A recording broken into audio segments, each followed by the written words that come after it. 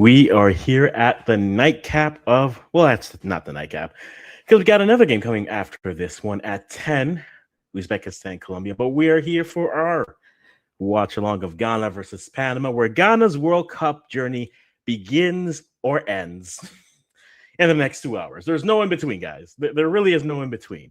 There is no, well, if we draw this game, then we have to beat England or Croatia.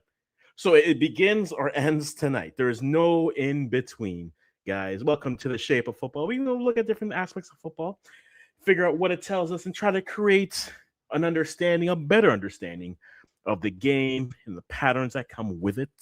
We used to be known as the Africans Football Channel, so this is why we primarily cover Canadian African content. So if you like the content, you like what you're seeing, or you want to see my misery tonight, hit that subscribe button and or turn on notifications so you know when we're back on. We're here every evening, 9 p.m. Or if there's a watch along, sometimes we done watch along and then come back at 9. But we are here for every evening at 9 p.m. We're gonna do the watch along and carry that over into our what would be our recap of the evening, because we had some good games here so far. We had DRC getting a draw versus Portugal, which I know we will talk about that game and its results coming through.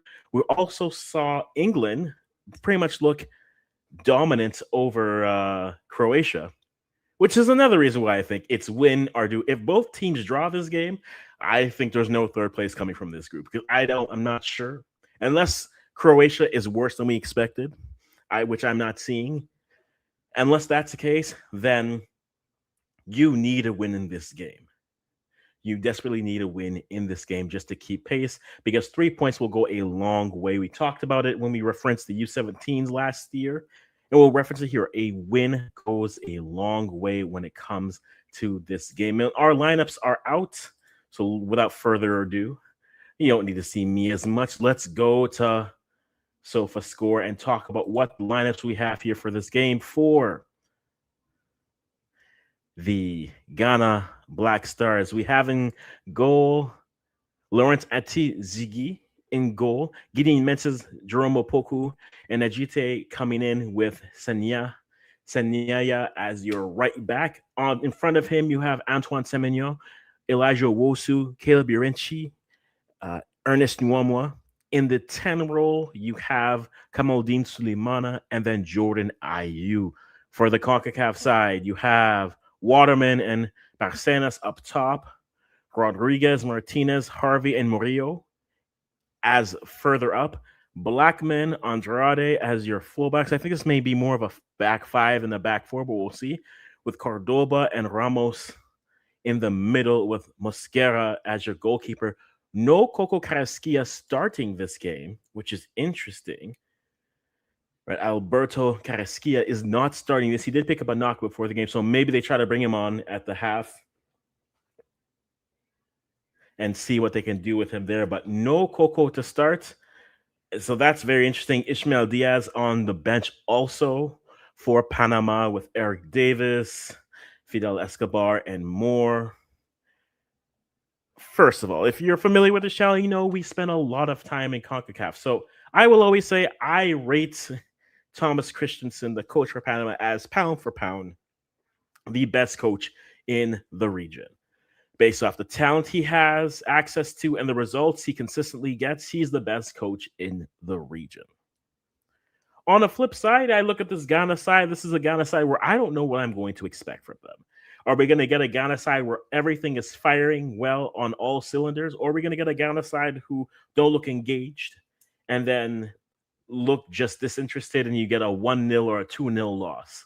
I'm not sure, which is why it's so hard to gauge what we're going to get from this Ghana side in this tournament, which is why I say this game is the beginning and or the end of Ghana's World Cup campaign, because if they can't get a win here, their campaign is over. Because after the football we watch with England versus Croatia, I don't expect, if Ghana can't get a win, and similar to Panama, if they can't get a win in this game, I am not sure if there's a pathway for them to get to the third place matchup.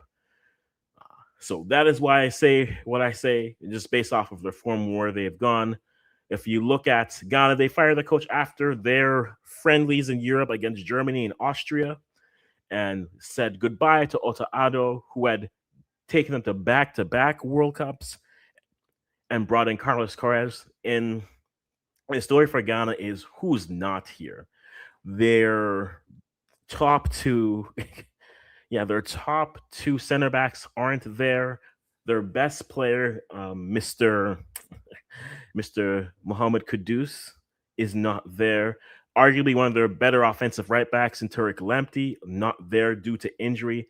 There's a lot of pieces missing. And then on top of that, they will not have access to Thomas Partey in this game as his visa was denied at Canadian border. If you're wondering what's going on with that, read up on it. The Canadian visa said Customs said we're not going to let him through. And that was Canada's right to do so. So that's what they did. And so you can argue with this Ghana side that they are playing without arguably their best, three of their best back four. On top of that, you'd say maybe their most trusted midfielder. And I would also argue with Andre Ayew up top, is he the right person to command and lead the line? I will continue to say no. But maybe with enough pace around them, that team can really live and push. We'll have to wait and see. But that's my concern. That's my concern with this Ghana side. And so, with that being said, we are here. We're about 30 or so minutes away from the kickoff. This is happening in Toronto. My day has been filled of seeing family, friends, and relatives swing by the house on their way to the game. I decided to spend it with all of us. So, whoever watches this, thank you for making it worth it. I could have been in the stadium, but I couldn't afford the tickets. Let's be real. So we're here watching together to see what comes through. I've had friends checking in. I've had family members checking in. I'm all right. I'm just emotionally divested from this. That's how I feel. That is how I feel. That is definitely how I feel. And I go,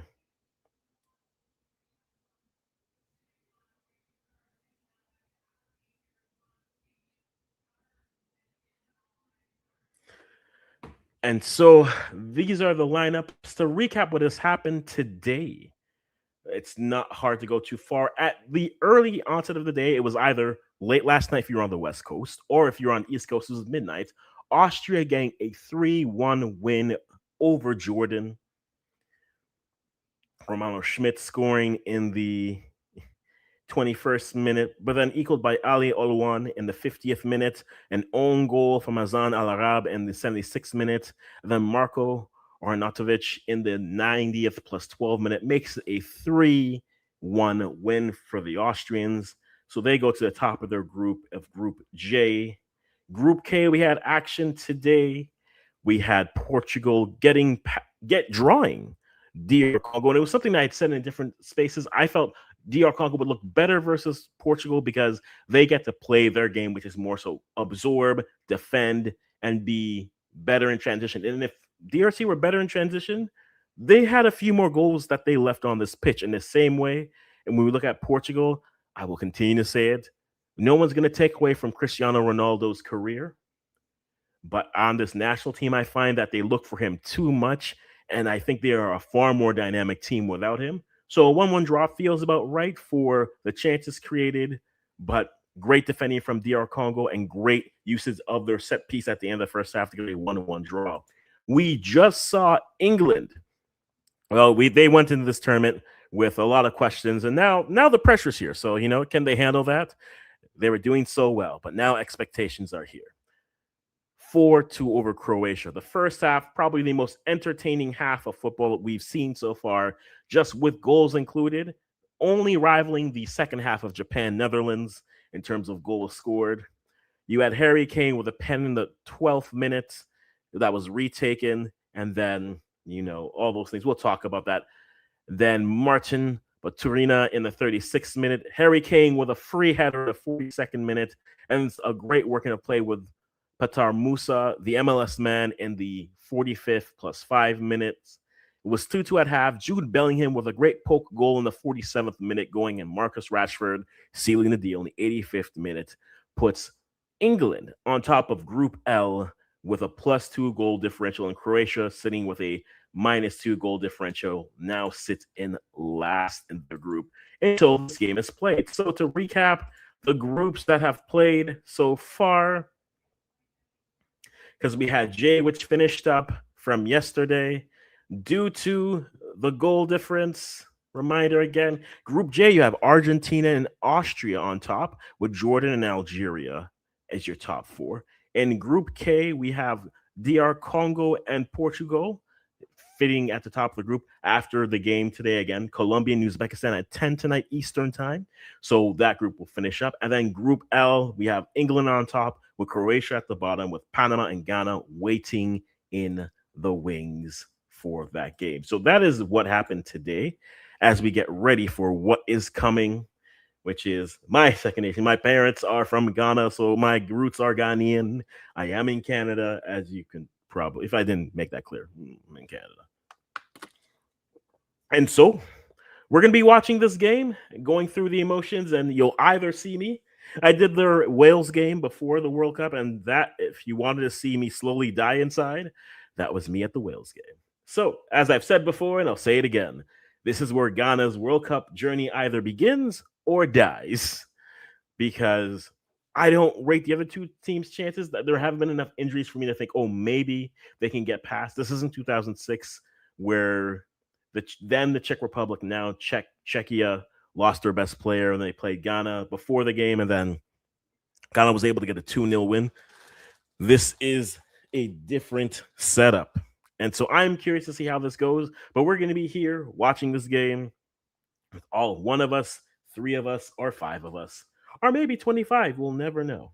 We'll certainly never know. But we're going to be here taking in this game together to see what results we can get, especially for this. And I think it's very important for one of these teams to win. Either Ghana needs to win this game or Panama needs to win this game for them to have a chance to get to that third place spot. Because again, I'm not seeing any of those teams. Croatia looks like the quote unquote beatable side after their loss. I'm not seeing any of those sides really, Panama or Ghana being Croatia. But hey, maybe I can be proven differently. We'll have to wait and see. So we'll have to wait to see how that result goes when it comes to those sides. Now, when it comes to Panama, let's talk about their journey before they qualified through CONCACAF in their World Cup qualifying groups. Let me just throw that in for you.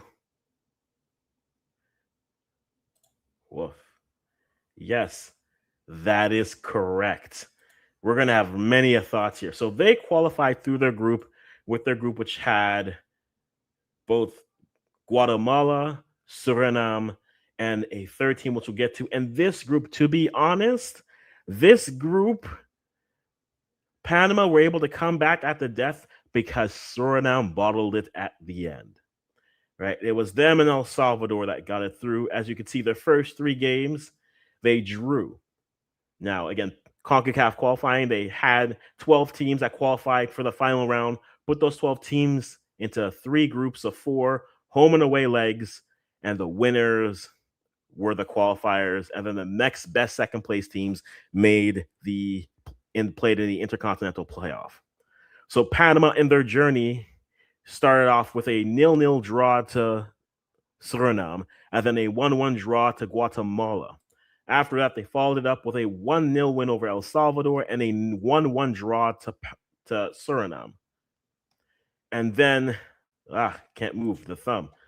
And then they finished with two wins, a gutsy win over Guatemala 3-2, and then a resounding win over El Salvador to take their spot at the top of the group. And while that happened, Suriname, who had the game and the points and matters, needed a win, fell to Guatemala, and Panama was able to qualify directly, whereas Suriname went to the Intercontinental Playoff, where they fell to Bolivia in the first round of that before Bolivia fell to Iraq.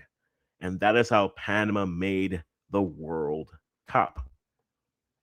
Now, when it comes to Ghana's journey was interesting. They made a lot of headlines this year, especially when it came to not making the AFCON tournament that happened this year. And yes, they were horrible in that. They were very much terrible in that. No one's going to deny that. They were just abysmal in qualifying.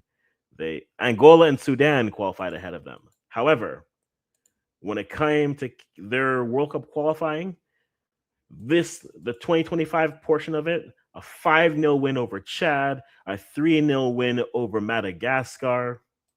They also follow that up with, when we get to the September window, a 1-1 draw to Chad at the end, and then a 1-0 win over Mali. But really, their journey started in 2024 when they got a come from behind 2-1 win over Mali, and then they beat Central African Republic. And they topped their group, a group that I thought Mali would top. I thought Ghana, to be honest, would have been playing in the playoff because I thought Mali would finally put it together, and Mali were not able to do so. And as a result, Ghana made their second straight. And since 2006, they're fifth out of 6 World Cups in the last 6 editions. So Ghana is a mainstay here. They are most famous for the handball Luis Suarez had against them in 2010. And then also, 2014, bonuses. Always, it's money or hands, one of the twos, apparently. But the story for Ghana was also after World Cup qualifying. They had set up some friendlies. They had lost 2-0 to Japan and then 1-0 to Korea, South Korea that was. And then earlier this year, which then caused them to drop Otto Adda as a coach, they fell 5-1 to Austria, but then also 2-1 to Germany. Now, it is important to note that their Asian tour, so the Japan and the South Korea matchups, weren't with many players who had played through AFCON qualifiers or through CAF World Cup qualifiers, right? For the most part, the main side was here, and then they had their draw versus Wales that they had a little bit later on. So the question has just been bodies coming in and out of the camp for me, but then also trying to put together, and they also had another group of players who fell to Mexico in May. And so the question for them is cohesion. Are they able to put together a solid group? Are they able to put together a solid team and defense? Now, the one encouraging thing for Ghana is a coach like Carlos Correa is probably your best bet to try to add a little bit of discipline and a good defensive stream. Offensive players have never been Ghana's problem, but they were always at their best when they had midfielders who could dictate how the game was played. Now, they don't have Thomas Partey. I would argue Thomas Partey, though his importance to the national team is there, he's not been playing well. So I'm rather happy to see Caleb Urenchi in the midfield for Ghana because I think it'll give a little bit of more energy and life. And he's a player I feel that is best suited for that. He's best suited for that type of energy. And so, yes, the big story for Ghana is no Thomas Partey in this game. To me, I'd say, yeah, actually, that's good. I think Caleb Urenchi moving into that 6 to 8 space, the key is going to be, can they connect with Kamaldeen Sulemana? Because I think that is a player who's also not had the best season. Again, if you look at their bench, again, they have options when it comes to players up top, right? Abdul Fatawu Saku, Christopher Bonsuba, Iñaki Williams, Brandon Thomas Asante, Prince Kwabna Adu. These are all fine strikers who've had good years for them. So it's never been a question of the attack. It's been, can they be defensively solid? And I think that's where not having Alexander Jiku, Mohamed Salisu, no Tariq Lamptey, it will be very intriguing to see what they're able to do. But we saw some people. I see Prince Hood. You're backing Panama and CONCACAF Army today. Sorry. Hey, if they win, great. If Ghana wins, great. I need someone to win this game at this point. I'll be honest. Someone needs to win this game. A draw doesn't help any of them because then Panama plays Croatia afterwards and Ghana plays England. So a win at least gives you the semblance of hope. Is it real hope? I don't know. But it gives you at least the semblance and even the imaginary picture of hope. And so that's why this group needs a winner, just so that there's not enough spaces to really move around it as it's. Because let me actually pull up the.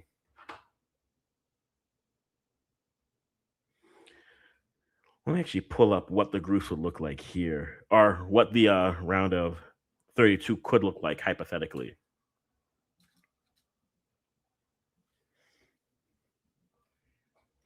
Because that'll be very interesting. As we're 24 minutes away from kickoff. So if you want to drop a prediction, feel free to. I am very much loving that you would. I would really love if you would.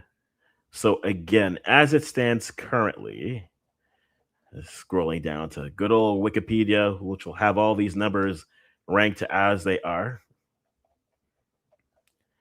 Right, your third place teams currently, just because of where they are the Netherlands, Brazil, Belgium, Qatar, Spain, Colombia, Ghana, and Czechia.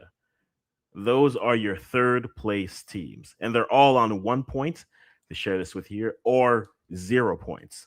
So bumping that up to 3 gives you, and pushes players down, gives you hope.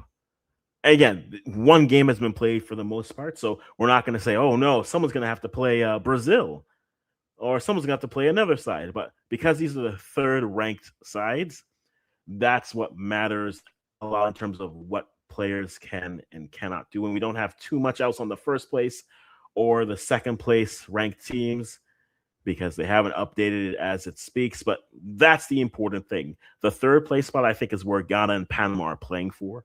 And so if they're able to get more than that, that will certainly open the door for hope.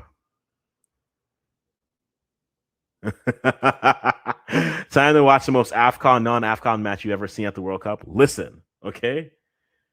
You have one team with too much talent but looks disinterested half of the time, and then a team that are squeezing water out of rocks. And no Coco Karaski is huge for me not starting here, but so the best coach team in the region versus will they show up or not show up, Ghana side. Listen, I don't know who I want to win. I'm always going to back Ghana because look, I get the heritage is there. But if this game can't be a draw. If it's a draw, there is no hope, because I feel like there's wins in the second round of games, and that's going to leave it where it is. So that's where I am here. And again, if you're here to cheer on Ghana, great. If you're here to root for Panama, also great. If you're here to watch me die inside, great.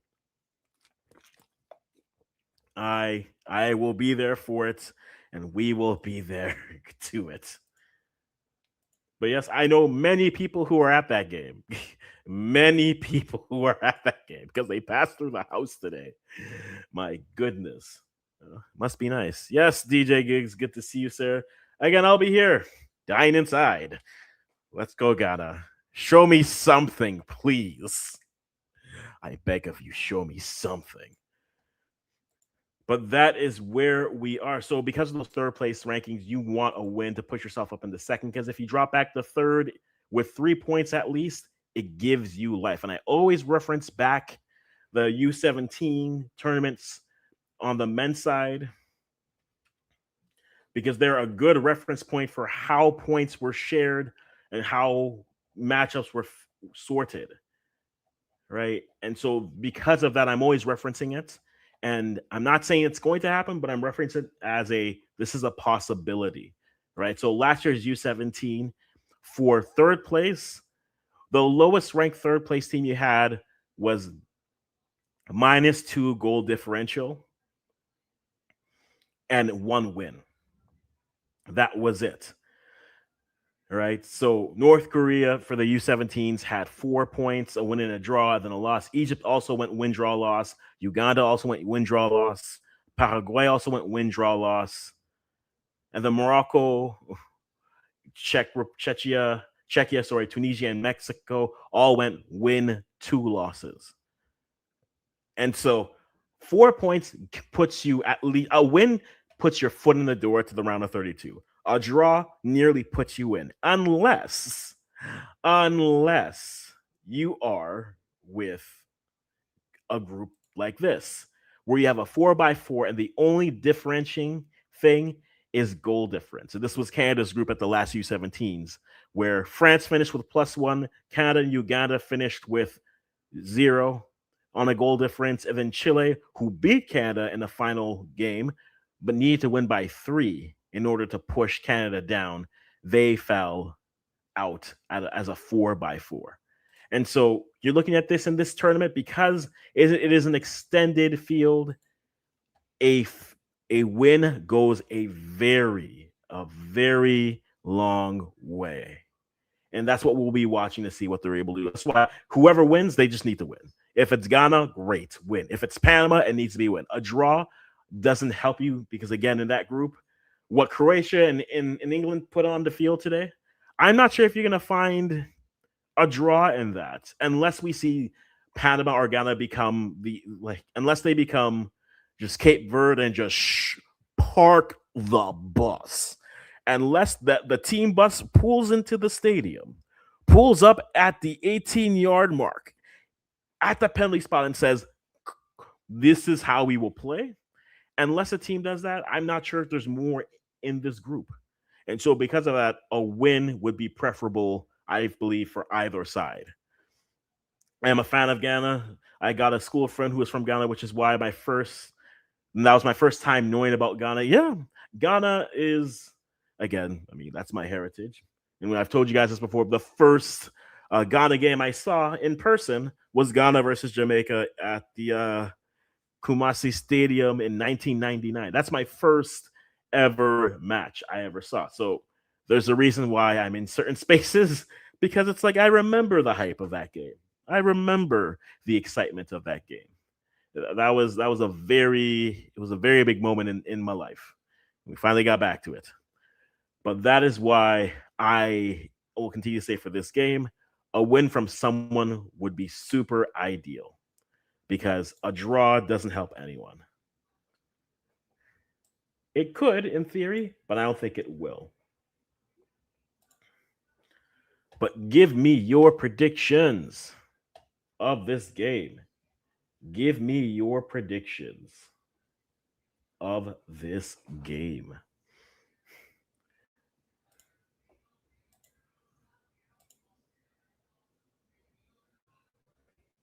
Pants and pants.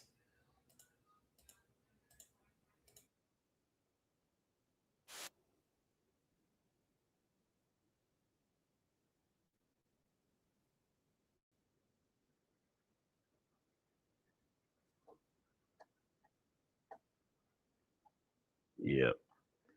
And listening to the broadcast here.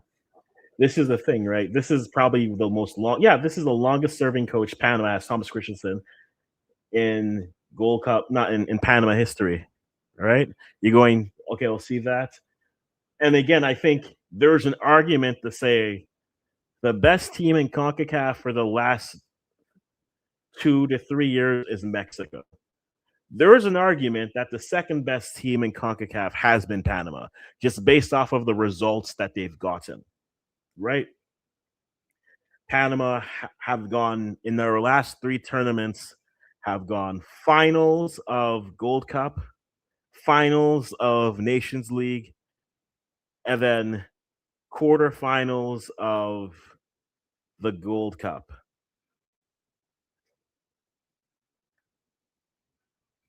And then you look at that. There's an argument that they are the second best performing team in the region after Mexico. But then that's a whole CONCACAF triangle of a maze of we're better than you, but then not, because Panama is able to get results versus against the U.S.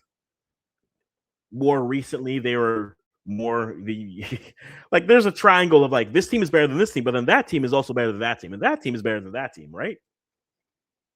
And that's where it is. So there's a triangle for that, but I think you could argue this is the next best team in terms of how they perform. We're not going to say that in terms of talent, for sure. Panama don't have the best talent in the region, but there are a side that are always ready, and that's why I think prepping for this game from a Ghanaian standpoint, being in CONCACAF, I know how well they will be prepared. I've seen it against Canada. I've seen them perform against the Mexicos and USs in the region. And so that's where the level of worry is, especially with the Ghana side that isn't always showing up. And so that's where my concern is with Ghana because talent wise, if you look at the talent that they have, that's not a question. Ghana are more talented, and especially with no Coco Carrasquilla, Ghana should be the better side. But are they going to actually play up to their potential, or are they going to sleepwalk through this? And that's been the problem. They were focused for World Cup qualifying. They were terrible at finishing in AFCON qualifying, and then the friendlies afterwards, they were just not convincing. They again, the whale stream for me was show me something, I beg. And they kind of did. You know, Caleb Iorenchi scoring the go ahead after Isaku comes in.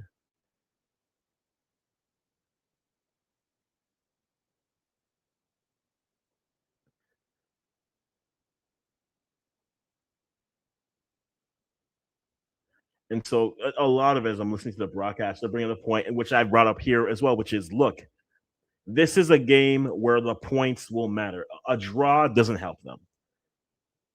A draw does not help them at all. There are Ghanaians coming from all over North America to get to this game. And the Panamanians have been based in Ontario here, so they've been building their base here overall. But we got DNA giving us 2-1 for Ghana to win, which is not that's fine. I think that would be a result I would expect. But yeah, give me your predictions. Give me your predictions. What do you have going for this game? We have 1-2-1. Someone has to win. That's what I'll say.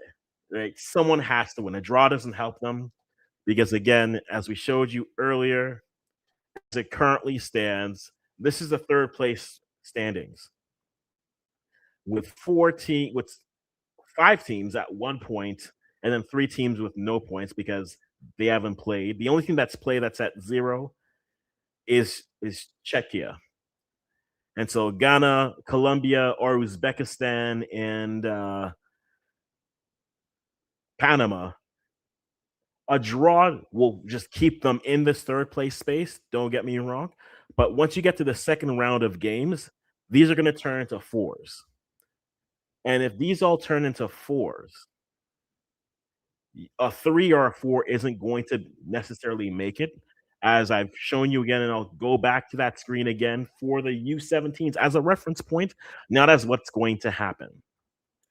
But last time we saw a round of 32, these are the types. We have 4 teams finished with 4 points and 4 teams finished with just 1 win, but then they had the goal difference. And so goal difference is being one of the first tiebreakers is going to mean you're going to need a team to come in and just, right? We don't care that your parents are here, okay? You're picking up the 6 because we might pick up 4 from England. And that will be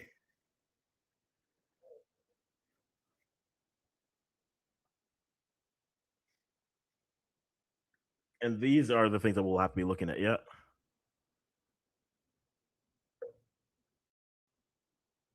Right. Okay. Namaste says 2-0 Ghana.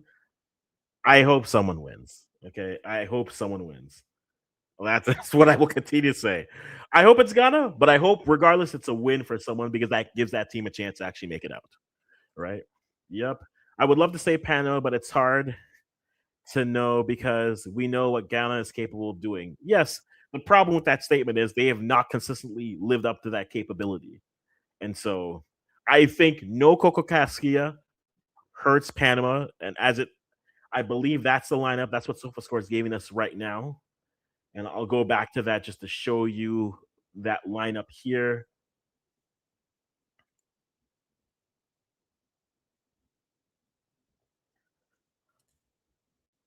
All right, so this is the lineup that we have here that is standing for both sides. No Coco Carrasquilla in for Panama, which I think is big in the midfield. You could argue on the Ghanaian side, no Thomas Partey is as equal of a loss. I would argue in terms of their form, though Partey is playing at a better league, I've not liked Partey this year. And so if I'm gonna give you a name that could really stand out, that isn't a name that you know already? Because everyone's going to talk about Antoine Semenyo. People will talk about Jordan Ayew because I always talk about my deep appreciation for him. People will mention Ernest Nuama, who was playing at Lyon, and I think he played very well when he came out to the game against Wales. But it's this player, Caleb Urenchi. Now, if you guys watched the Unity Cup last year, that's where you first saw him. Really, really, guys. Uh, I'm getting all the spams. This is great. I'm big enough to get spam, he says, jokingly enough. But if there's a name I think could have a big game and could have his coming out party, I think it's Caleb Urenchi, who is playing Norwegian. I didn't say that well. I know that. But he was first introduced to a lot of us at the Unity Cup last year in his game versus Nigeria, where he played really well as a fullback and then had some other opportunities to play. He's played primarily as fullback, but he is a midfielder by trade. And so that's a player I think for Ghana who could have a coming out party that we would just not if you're not familiar with this game, I think that's someone who could have a very big game for Ghana in helping them play through and get a win here because I think he is that talented and young playing through. And then for Panama, Carlos Harvey, I think for him, Harvey has been good. Don't get me wrong. With his play for Minnesota, but no Coco Carrasquilla. He has to be the player who steps up in that space, along with Christian Martinez, who can do that job. Don't get me wrong, he can do that job. But those two trying to replace what Coco Carrasquilla does will be very important for them. Now, typically, play style, Ghana is very much more would rather be on the ball pragmatically. With Carlos Corres, I'm not sure what that'll look like. Maybe they will be a little bit more on the defensive aspect. And so we'll definitely have to look for it. Yes. Hello, Jessica. Watching from Saudi Arabia. Ghana will win the game. I hope you're right, Jessica. I hope you are right. I hope you are right. I hope you are right. And DJ Gigs, I didn't put a word for Thomas Price so they would let him in the country? Oh, you clearly don't know my thoughts. My thoughts have always been figure that out before you step on the pitch again, whether it's fair or not. My thoughts have always been figure that out off the pitch before you step back onto the pitch. His club is one thing; don't let him play. I don't think as a national team you need to call him up. And so this always was a risk. And so because they did that, they kind of push themselves and put themselves in that corner where this was a possibility. And so that's where it is. But give me your predictions as we have the players coming up for the anthems. And I will say, I have liked this new fan engagement anthems that they're doing. I think it's actually been very nice. One of the few good positives on the pitch. Plus, 6 seconds or 5 seconds for throws and then goal kicks to speed up the pace of play. Definitely good. Panama 0. So we have this here as we have the anthems going.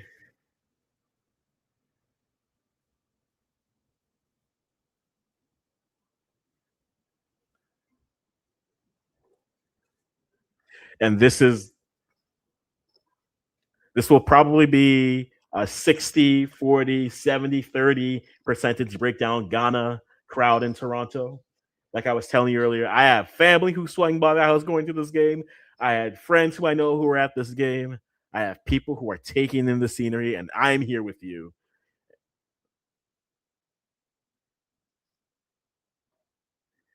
Let me see if I see my cousin. But this will certainly be the game, and we'll give you as much commentary as we can. We'll be a little bit behind, but we are going to enjoy it still.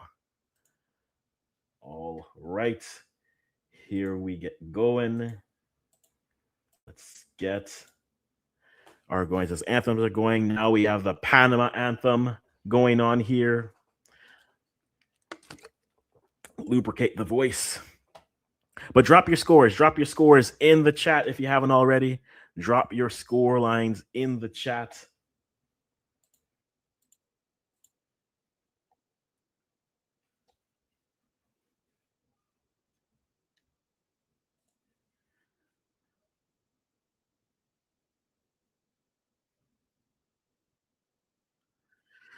Anthems are going. Give me some predictions. We got 2-0 Ghana, 2-1 Ghana. We have Ghana will win by Jessica Fletcher. Yes. I I'm going 2-0 for someone as I wear a Ghana shirt. I'm going 2-0 Ghana, but I will not be surprised if it's 2-0 Panama or a competitive game. It'll, to me, for Panama, will be when does Coco Carrasquilla get onto the pitch? Because if he doesn't get onto the pitch in this game, that's a big loss for them in the middle. And so for Ghana, I think they really have to go pedal to the metal here and attack and hope they can get a few goals in. Yes, Joseph, they've lost 4 out of their last 5 matchups.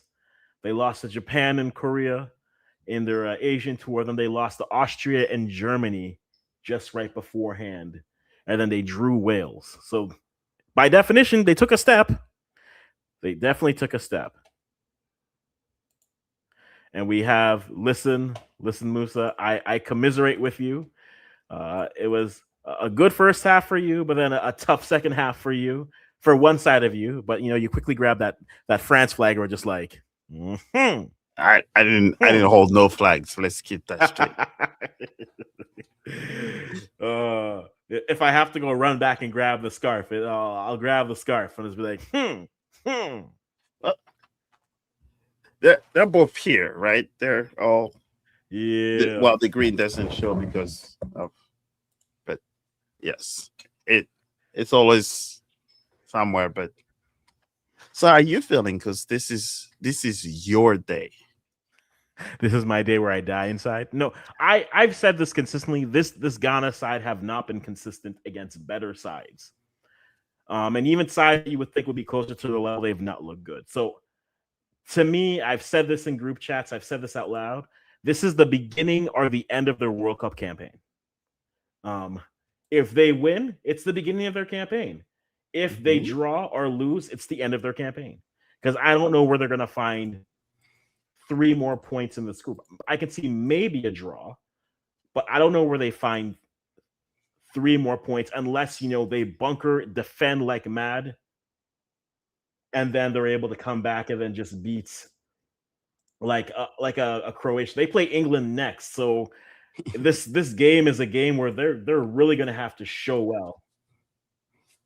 Yeah, and so I'm not necessarily nervous, because on paper they should win, but on the pitch is a different story. And they're playing a Panama side that I feel will be well prepared. I do think no Coco Carrasquilla is big for them. yes. And so they should dominate. They should dominate this midfield, and then subsequently they should be able to be in possession, and then it's crosses, and then this is where Jordan you could actually live. Jordan could be like, hey, find the man, headers, spam crosses for it, and then do that. And that's why I'm saying Caleb Fiorenci, number 3, who's replacing Thomas Partey in the midfield. That's the name I think we're looking at to have a big game. Yes. I see. So, indeed. And hello to everyone who's fresh off of seeing England take care of Croatia. Take that was care a of good Croatia game. like it was a 2 a.m. chore, just efficiently and just dominantly. It was a fun game to watch. Back and That forth. first half was worth my money. The second half was just like, to use the hockey term, England was on a power play for like 17 minutes, no breaks. True. Kane got a little lucky on that missed penalty. I'm not a big fan of redoing penalties because you're the one that decided to do the starter step. Yeah. Which is a little unfair to the goalkeepers, because it is something that I said it in one of my chats, and I said I wonder if they can stutter. I think if the kicker stutters, you should be able to kind of come off your line, or at least be able to move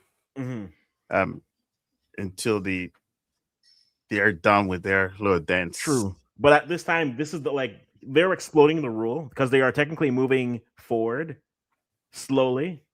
So I mean, that's the life it is. But yeah, so we'll see what they're It's able not to easy do for here. goalkeepers to begin with, but now you Hmm. give him Hmm. the offense an extra chance. Yeah, yeah. His PK was definitely a moment where I thought if he just took him like he normally does, just direct, pick a Yeah. side and go for it. He was something. It's definitely something that I liked about him. When he started to get to the stutter, I'm like, oh, Harry, it's not you, Harry. It's Yeah. not you. So Yep, they're in Canada. exactly. Just decide where you're gonna Oh, go and run to oh, the ball and put your foot through it. I agree. yeah, That is put a how I hole in look the at net. it. That's my philosophy. Indeed, indeed. So are they in Canada or that's Yeah, they're in Toronto. This is Toronto. okay? Yeah. All right, so that's why homie was having legal problems. And now everyone's texting me. You okay? Oh, yeah, oh, trust me, I was there. Someone better win. That's what I say. Well, someone has to been after what England just did. Exactly. And that's where my point is. I think they need to, a winner needs to be found in this game Yeah, because a draw doesn't help them. nope. Yeah, you want I guess Panama will be facing Croatia Croatia next. next, and then Yeah, you have England, to Ghana. go Yeah. for them technically. Yeah, either ones you want to go with the team that lost, so you go Yeah. in with 3 points, and then it's the team that has the 3 points. You don't want them to. No, exactly. Yeah. And that was the point that we had said. Like, I think that they need a win because 1 point, and I was looking at the U17 rankings for reference. Mhm. You just having there with Panama starting off with a shot on, and that's the thing I'm worried about. They are not they they defensively, Ghana is down to defenders 5, 6, 7. Ouch. And that is a concern for me. That is a full-on concern for me. So if they can play this game in the offensive half, they'll be good. Yep. And that's the thing Antijigi will give you. Antijigi will give you good athletic saves, but he's a very big athletic goalkeeper that'll move, and they aren't the best. And I wonder how they're going to handle having all of the CONCACAF-ness in this game, right? Yeah, I'm well, not sure if they're ready for like the that type of. Afcon train. Come on. It is, but this is not the team that played at AFCON or Yeah. played for World Cup qualifying. So they really have to get the ball into wide spaces, get it to Antoine Semenyo, and just hope that he creates on the end. As we see Panama go switch the play, they try to head it in, try to dribble it out, and it goes out for a goal kick. So far, Panama with the first shot on net. Ghana going to try to build out from the back. But this was a good cross in the middle, put on net immediately. But Antijigi was there. And their buildup is definitely going to be something we're watching out. So as we see Ghana start to build up, throwing coming for them, we'll see what they have. Still 0-0. But hey, let me know your predictions. And again, let me know where you're watching from. We have one from Saudi Arabia. We got one somewhere in the Toronto 1 hour radius. Technically, that would be me too. So, meh.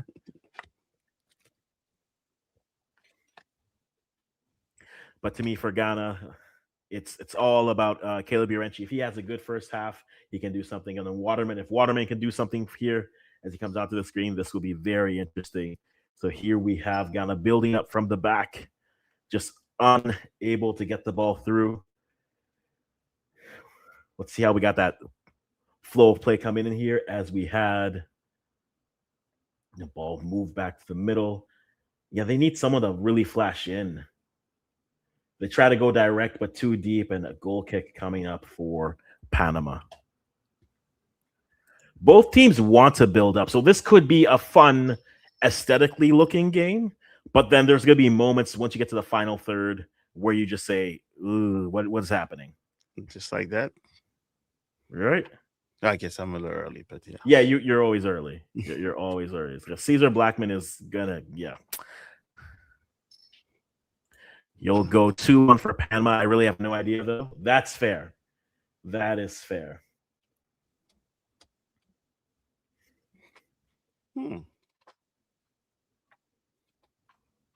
Yeah, he just sends that just out to nowhere. With how Ghana press players up, Panama are going to have space to move in. And so if Ghana get anything in the midfield this game, they have to you can't be left asleep in this moment like that. A bad pass, and now you have Ghana trying to build up, but then just taken back. And that's the other problem. Like in transition moments, when you see Jordan Ayew on the pitch, he's an anchor to them running. Like he's not the same talent as say a Cristiano Ronaldo, but I look at them in the same light of they're both anchors to their team that if they're not on the pitch, both the rest of their teams are a lot quicker and more decisive, or could be more decisive in that sense. But I view them as just anchors to the teams for both Ghana and Portugal, respectively. He showed it today. Yep. Christian Martinez trying to gain a foul, but the goalie got to protect himself too here. He's got Ghana building up. And Panama looks like they're going high line here. That is interesting. They're inviting the direct ball. That is very interesting. Agreed. Get up. Yeah, they are daring them to beat them deep. Which is not too smart. But is Ghana patient enough to build up? And this is where, again, this is not Ghana from 2010 or even 2014. Where he gets to the end, Caleb does, but it's out for a goal kick. Yeah. But no. Oh, now they call the goal kick finally. But yeah, that's the thing. So Panama setting up with a high line to pressure. They don't think that Ghana can really push, and that is interesting. Yeah, it was supposed to rain. I'm surprised it's come this early. Oh yeah, I see it. Yeah, it's Mother Nature. She just following all planned. So having to go direct in the rain will be very interesting, but still 0-0 in a game where the best chance has been from Panama so far. Oh yeah, but keeper needs to make sure that he keeps his studs down when he's jumping. Yeah, that's fair. That's definitely because outside the box, once you get out of the box and you do that, the calls will go against your keeper. Yes. The Panamanians are bellowing at BMO. I'm sorry, Toronto Stadium. At Toronto Stadium, you're gonna get in trouble. I'm trying to get paid, sir. Hey, they go direct. As you can see, you might as well call it correctly. Yep. Because FIFA does not play around. Oh, that's true. Deep throw coming for Panama here. And again, the 5-second throw rule is in effect of this World Cup, including a 5-second goal kick rule as well. So we'll see how this affects teams. Oh, they're giving the free kick to. Oh, they're calling the offsides, but that could have been a free kick. So far, we have Panama setting up with a high line, trying to pressure and daring Ghana to go direct. But they did the same thing too when they were in town against Bosnia. Bosnia, yeah. During the first half, both teams were high pressure. Mm-hmm. So I guess I'm not really surprised of how they're starting. Yeah. You get legends on TV. Yeah, Samoa Gyan on the screen just there. Not bad. Still 0-0 as Panama wins the ball in the middle. They need a ball retention, like Ghana does, because the ball is just bouncing to the other side, and then they're getting caught on half switches. But then here comes Panama down the middle. They try to switch here.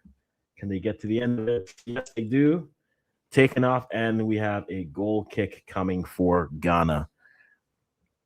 Again, right now, Ghana have been on their heels. Panama have been on the front foot so far. But still, a little bit cagey. We'll see what happens if Ghana can figure out how to get through this high line. And if they do, I think that could open up some things for them. But as of now, this is a cagey game that Panama are playing as Panama want it to be played.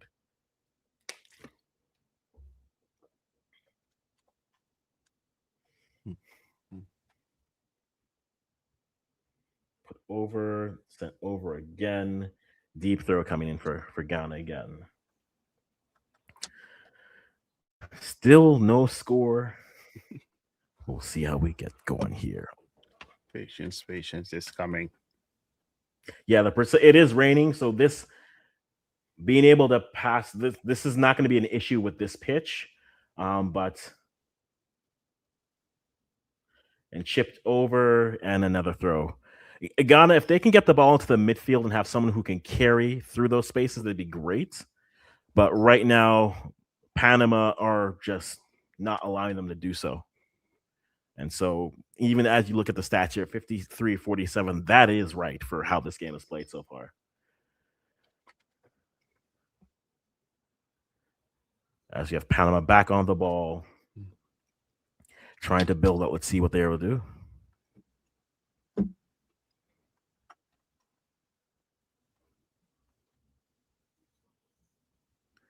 For sure. Panama looks like they almost don't know what to do. I can't remember the last time I saw Panama spend so much time in the other, like some sort of offensive juggernaut. I agree, but I think it's for them. The way that Carlos Correa is going to have Ghana playing, Ghana aren't going to be Carlos is a defense first coach, and so Ghana are going to have to find their moments in the transition. And it looks like Ghana is going to concede possession. And we'll see if Ghana can just be that creative. But it's really going to come down to their forwards. If Antoine Semenyo tracks back and defends, if Ernest Nwama tracks back and defends, like it'll be Ghana can create some transition moments, but I don't know if they want to go up and down the pitch always. You wonder if they're trying to play it safe, knowing what's coming next. Agreed. Appreciate the super chat, DNA. I appreciate the super chat. I appreciate it very much.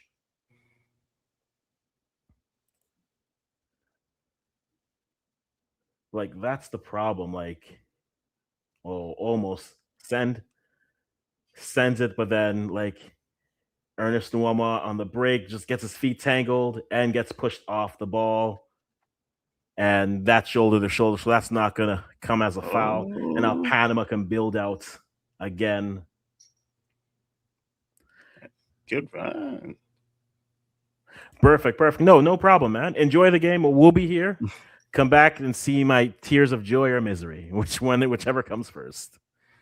Are they going to go watch the game? So in person?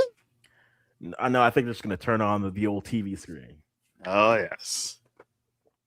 Only us mad people go on computers. Yeah.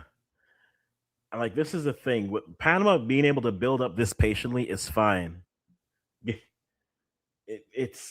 They are fine being that, giving up that much space. But this is a game where, for a Jordan, he needs to win the ball and win some free kicks. Because right now, Panama are going after the outside midfielders. So Ernest Nwama and Antoine Semenyo, they're making them defend, which, hey, take some legs out of them for when the transition moments come, which is fine. But Panama are dictating this game well because Ghana don't have them. This is where you miss a player like Kudus, who could take the ball and turn and go with it. But then this is also not to say that you'll miss a Thomas Partey breaking it, because I don't know if he's playing that well, but at least having the threat of him could have helped. But this is where we'll see if Ghana could build up and create something here. No set pieces yet. Kudus did not get picked. What the heck?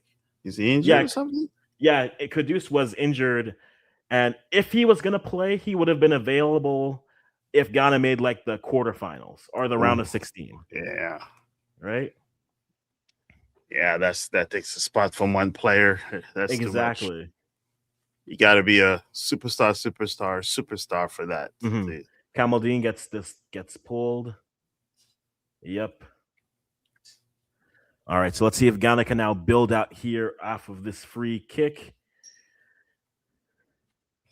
He's Yeah, because barely Panama getting want any this to help. be Panama want this to be a slow game, 1-0 and get out. If this gets I don't think they want this to be too what's the word I'm looking for? Too high scoring. Ernest Nwama gets the ball to the corner, turns, goes back to the corner, puts the ball back in the middle, worked around. Now Ghana's on the ball here. Let's see what they can build here in the attacking half. Finally, you're seeing Antoine Semenyo on the ball, tries to go, plays it back. And Ernest tries to head it, but nothing there. And then Caleb Urenchi heads back. We'll see who this yellow card is coming up from here. Caleb Urenchi plays it back, goes middle. They try to go in the middle. Turned over, bad pass. And Caleb Urenchi picks up a yellow early on the first foul, which is okay. The ref is laying it down. So Caleb Urenchi with a foul, he gets the first yellow of the game. Professional foul to break up a transition moment. And now you have Panama building up here from their midfield. At least Still this 0-0. referee is making calls. Yeah, I mean, hey, listen. There was clearly a memo after the France-Senegal game. Call something.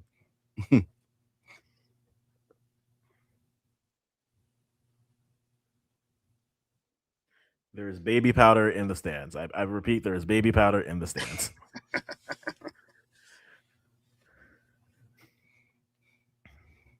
Now he's gonna scare people. Oh, we are famous for our baby powder back in the day. What can I say? How did he pull that? Does he have someone with a baby that says, "Here, hold that for me"?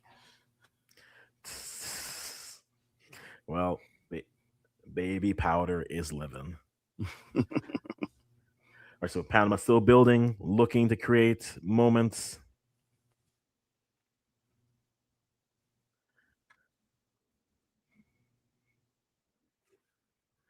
And this is like, if Ghana's going to try to pressure, and this is where I always ask with Jordan Ayew, if you're going to have him as a tip of the spear of the attack, you need a little bit more pace. I would rather them put Brandon Thomas Asante. I'd rather them put Iñaki Williams up there, because I think if you're going to be pressing and going on that aspect, you're going to need more pace. But we're not going that goal kick for Ghana. Let's see if they do anything, because it looks like they're definitely trying to mark out. Panama is trying to mark out Antoine Semenyo, who you can maybe argue is one of the best wingers in the Prem. Does that make him one of the best wingers in the world this past season? Possibly. There's an argument for that. There is certainly an argument for it. All right, so goal kick gone, headed back in, but a throw coming in for Panama here. Still 0-0. I think Panama looked the better of the two teams so far.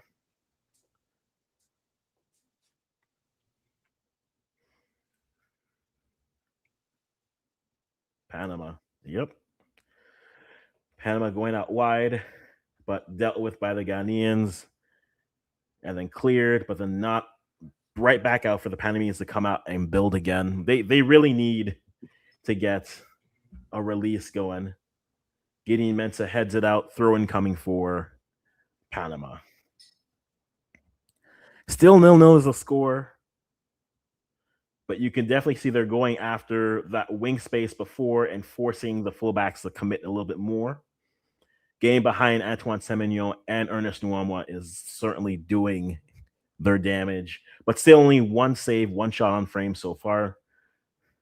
They are switching the play very much often.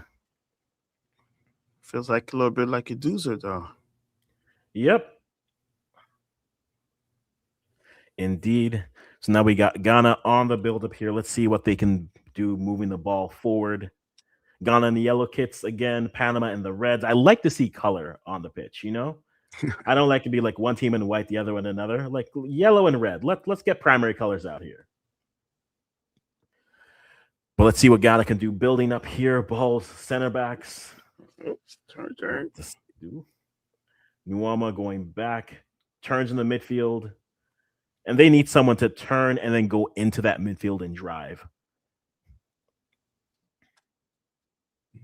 Okay. But here we go. Gideon Mensah Surveying, moving the ball. Back to Gideon Mensah. He's moving the ball. Let's see what he can do here. Down to the right.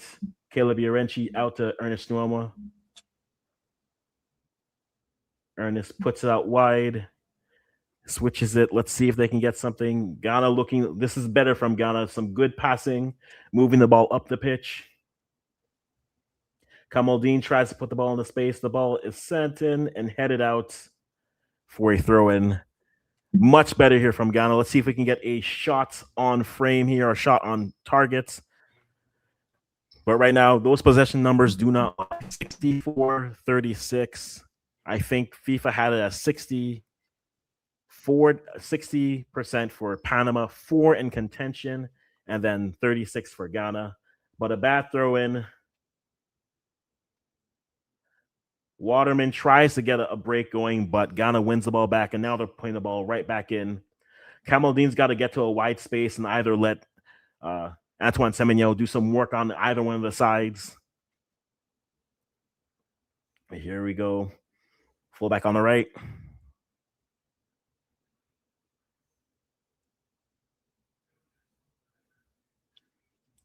This part here, I agree with you, John. They're doing a really good job of moving the ball, Ghana, that is, down the pitch and set up around the pound on the box. They still need to figure out how to get the ball in the box without losing it. Agreed.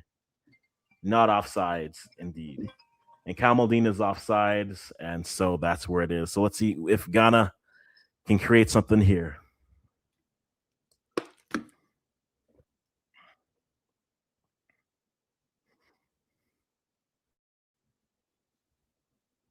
Yeah, they're getting them with the high line here. So still 0-0, but I think this game is going as Panama wants it to go. Ghana will have to have someone to unlock the middle, and this is again where they miss a Caduce.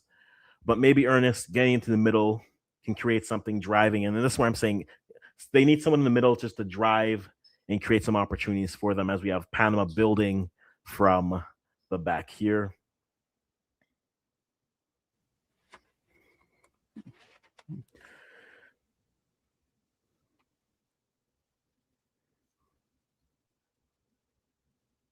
So here we go. Panama going deep. Held a bit, but then Martinez wins it back in the midfield and back to Panama to build out again.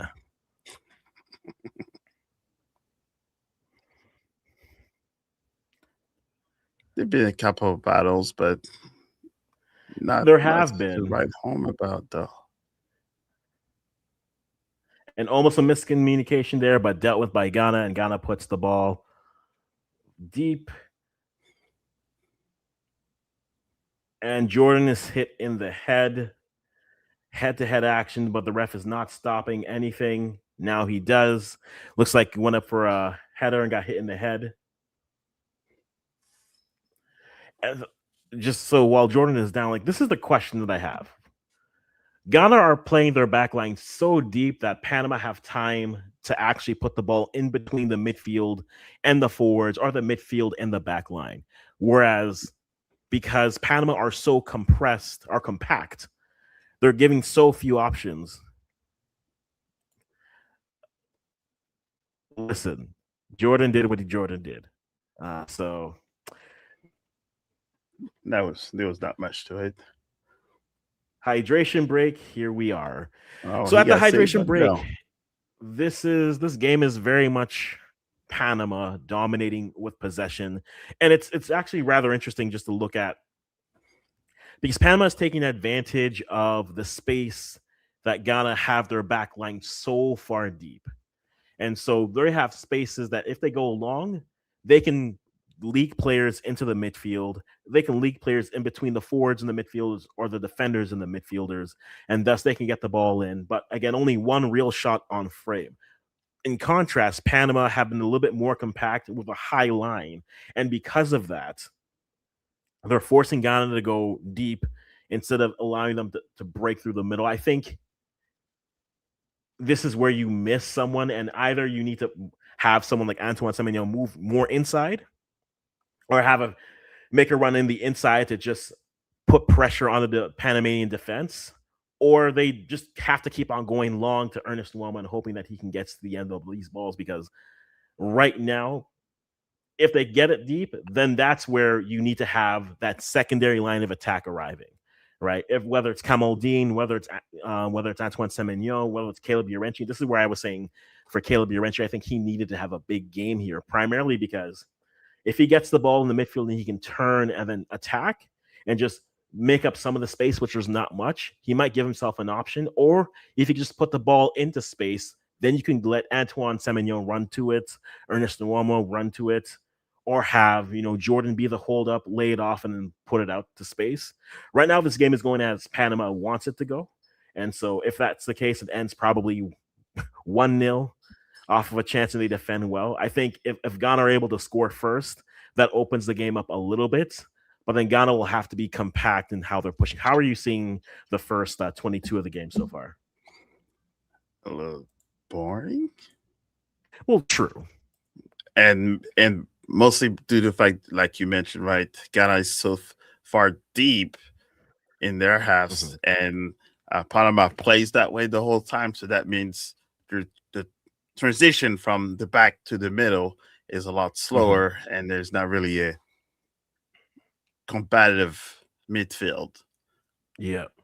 And I guess so far, is it both are 0 on shots? No, there's one save. Because remember, like the 5th minute, there's the save that comes in. Okay, so so Ghana has 0 shots on goal, though. Yes. Not a shot to be found. Not a shot to be found. And it's showing 64% possession for Panama, which kind of makes sense if they're starting so far back. Yep. And with not much of a pressure, they have all the world to be able to build up, which gives them more chances after that. No, that they definitely do have for certain. And so it's just a question of can they build out a little bit better on the space that they're given. But still, 0-0. And yes, Ghanaian supporters are some different. Yeah, we show out when we do. We always have that energy. So is that why they're banning many African supporters? Because they know if you let them in, they'll take over a stadium?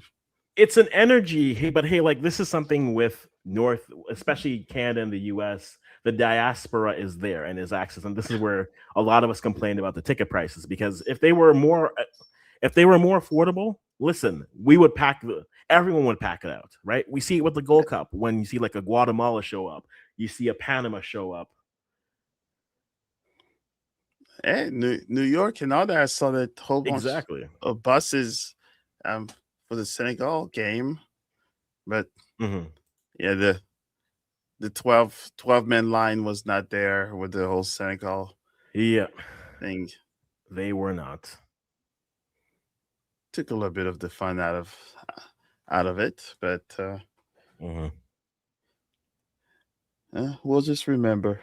Maybe this is the time for an African country to win it all, just for payback. For not letting fans in, we're gonna win the tournament. They're like, you know what? You took our 12 men out. We'll take you the trophy home. Yep. Preferably Senegal. Preferably. Well, you guys got to figure out how to play games when the refs aren't calling anything. That's what I'd say. They have to finish. That score could have been 2-0 Senegal in the first half if they were more clinical. Yeah, and then once the second half came, then it was just Mbappe and Olise show, pretty much. Yep. You didn't even get anything from Dembele, who we're pretty sure is still nursing an injury. Yeah, I think he was quiet. It was quiet, but I think also if you think about it, how he done so well with PSG in the high press is not really as high. No, now not yet with France. So, but Jordan gets to the end of it. Yes. Yep. Plays it off. Offside, right? Well, Suleimani was offside, so that's where Jordan gets it. That worked. But no, we haven't had an African team win it. The closest we had was Morocco getting to the semifinals. Yeah. And then Senegal was quarterfinals in Yeah, 2002. Nigeria, Cameroon, and Ghana were also quarterfinals. But if you think about it, these players are a lot different now. So tried to get the ball out. And hopefully Mbai just start a freaking game instead of maybe Jackson or something. Yorenchi with the ball driving, put down, and then now you have the foul at the edge. Okay, so free kick from about 30 yards coming up. Let's see if Ghana can create something here. This will probably be Jordan on the ball, trying to put it near post. And like this is the most dangerous they've been so far. We'll see what they can do with this free kick here. So what is Ghana going to do once both IU brothers are out? You move on to the next people. You gotta find another set of brothers. Oh, there's Captain America. Yeah, Anthony Mackie's living his life. Yeah. He's not smiling much. Is he Canadian? No. He's not Canadian. Okay, so he's there for Ghana still, though. He's there for the culture. Yeah. Whichever it would be. Well, you know, I would say he heard there was a game, but the thing that I'm a little disappointed though is the stadium. It looks a little bare in a lot of places. Well, tickets are still expensive. Right? Come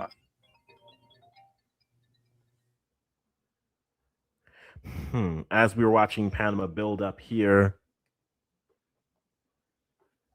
let me get to this question here because Panama now building here. Do you think there's another team who can go deep in the tournament this year, or are we expecting the usual suspects? I think if it's for African teams, I go the three. So the three I would pick would be Senegal, Morocco, and Cote d'Ivoire. I think those three would be your best chances.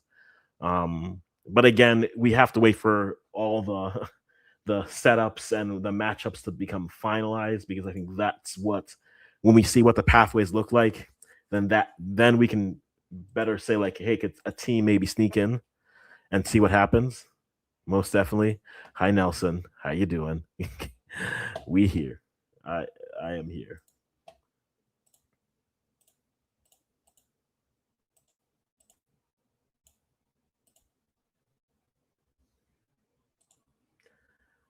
Lovely. It's got Panama on the attack here. Can they create something?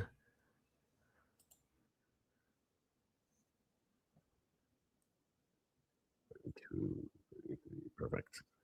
All right, Panama building. They get to the edge of the box here. Let's see how we get there.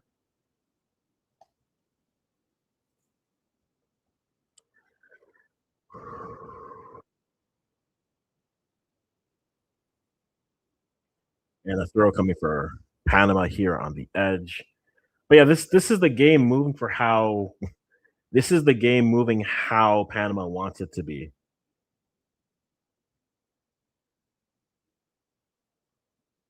They get the ball out wide again.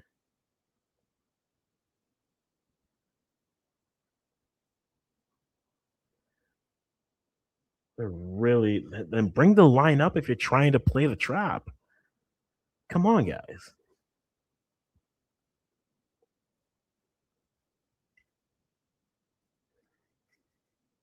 Well, they try to go over the top. Nothing. He goes down. No call. We'll see if they go look at it later, but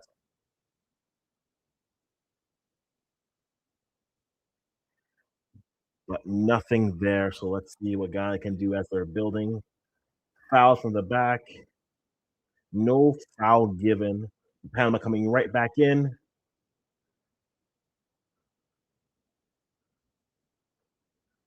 Ghana really not struggling, but they are not looking good. Gets it, and goalkeeper is taken out.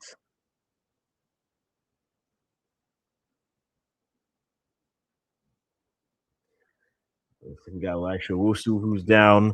That look, I'm not gonna say it's retaliatory, but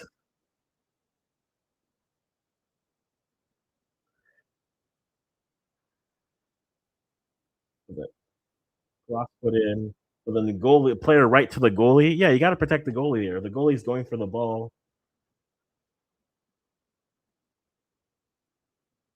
Yeah, look at the Martinez one going here. Doesn't look like a pen to me. And it doesn't look like there's a pause to take a look at it. Still 0-0 in a game that is Panama's doing their best here. Panama are the better side. Simply put, Panama are the better side.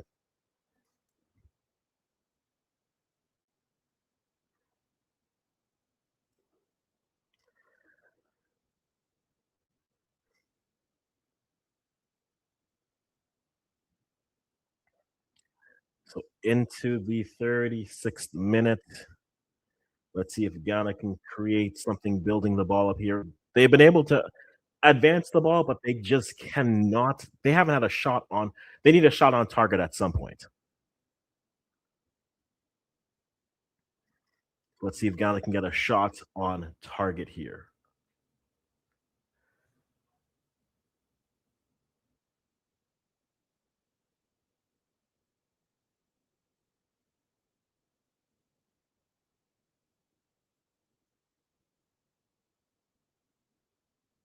That just looks like big on small action. And so raining there, so that's probably affecting a little bit of how the passing, but still 0-0.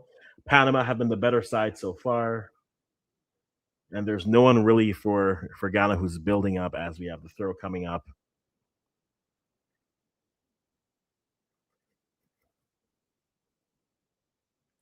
Zendaya throws it in, but the bad throw and back to Panama. Panama gets to now have a slow build.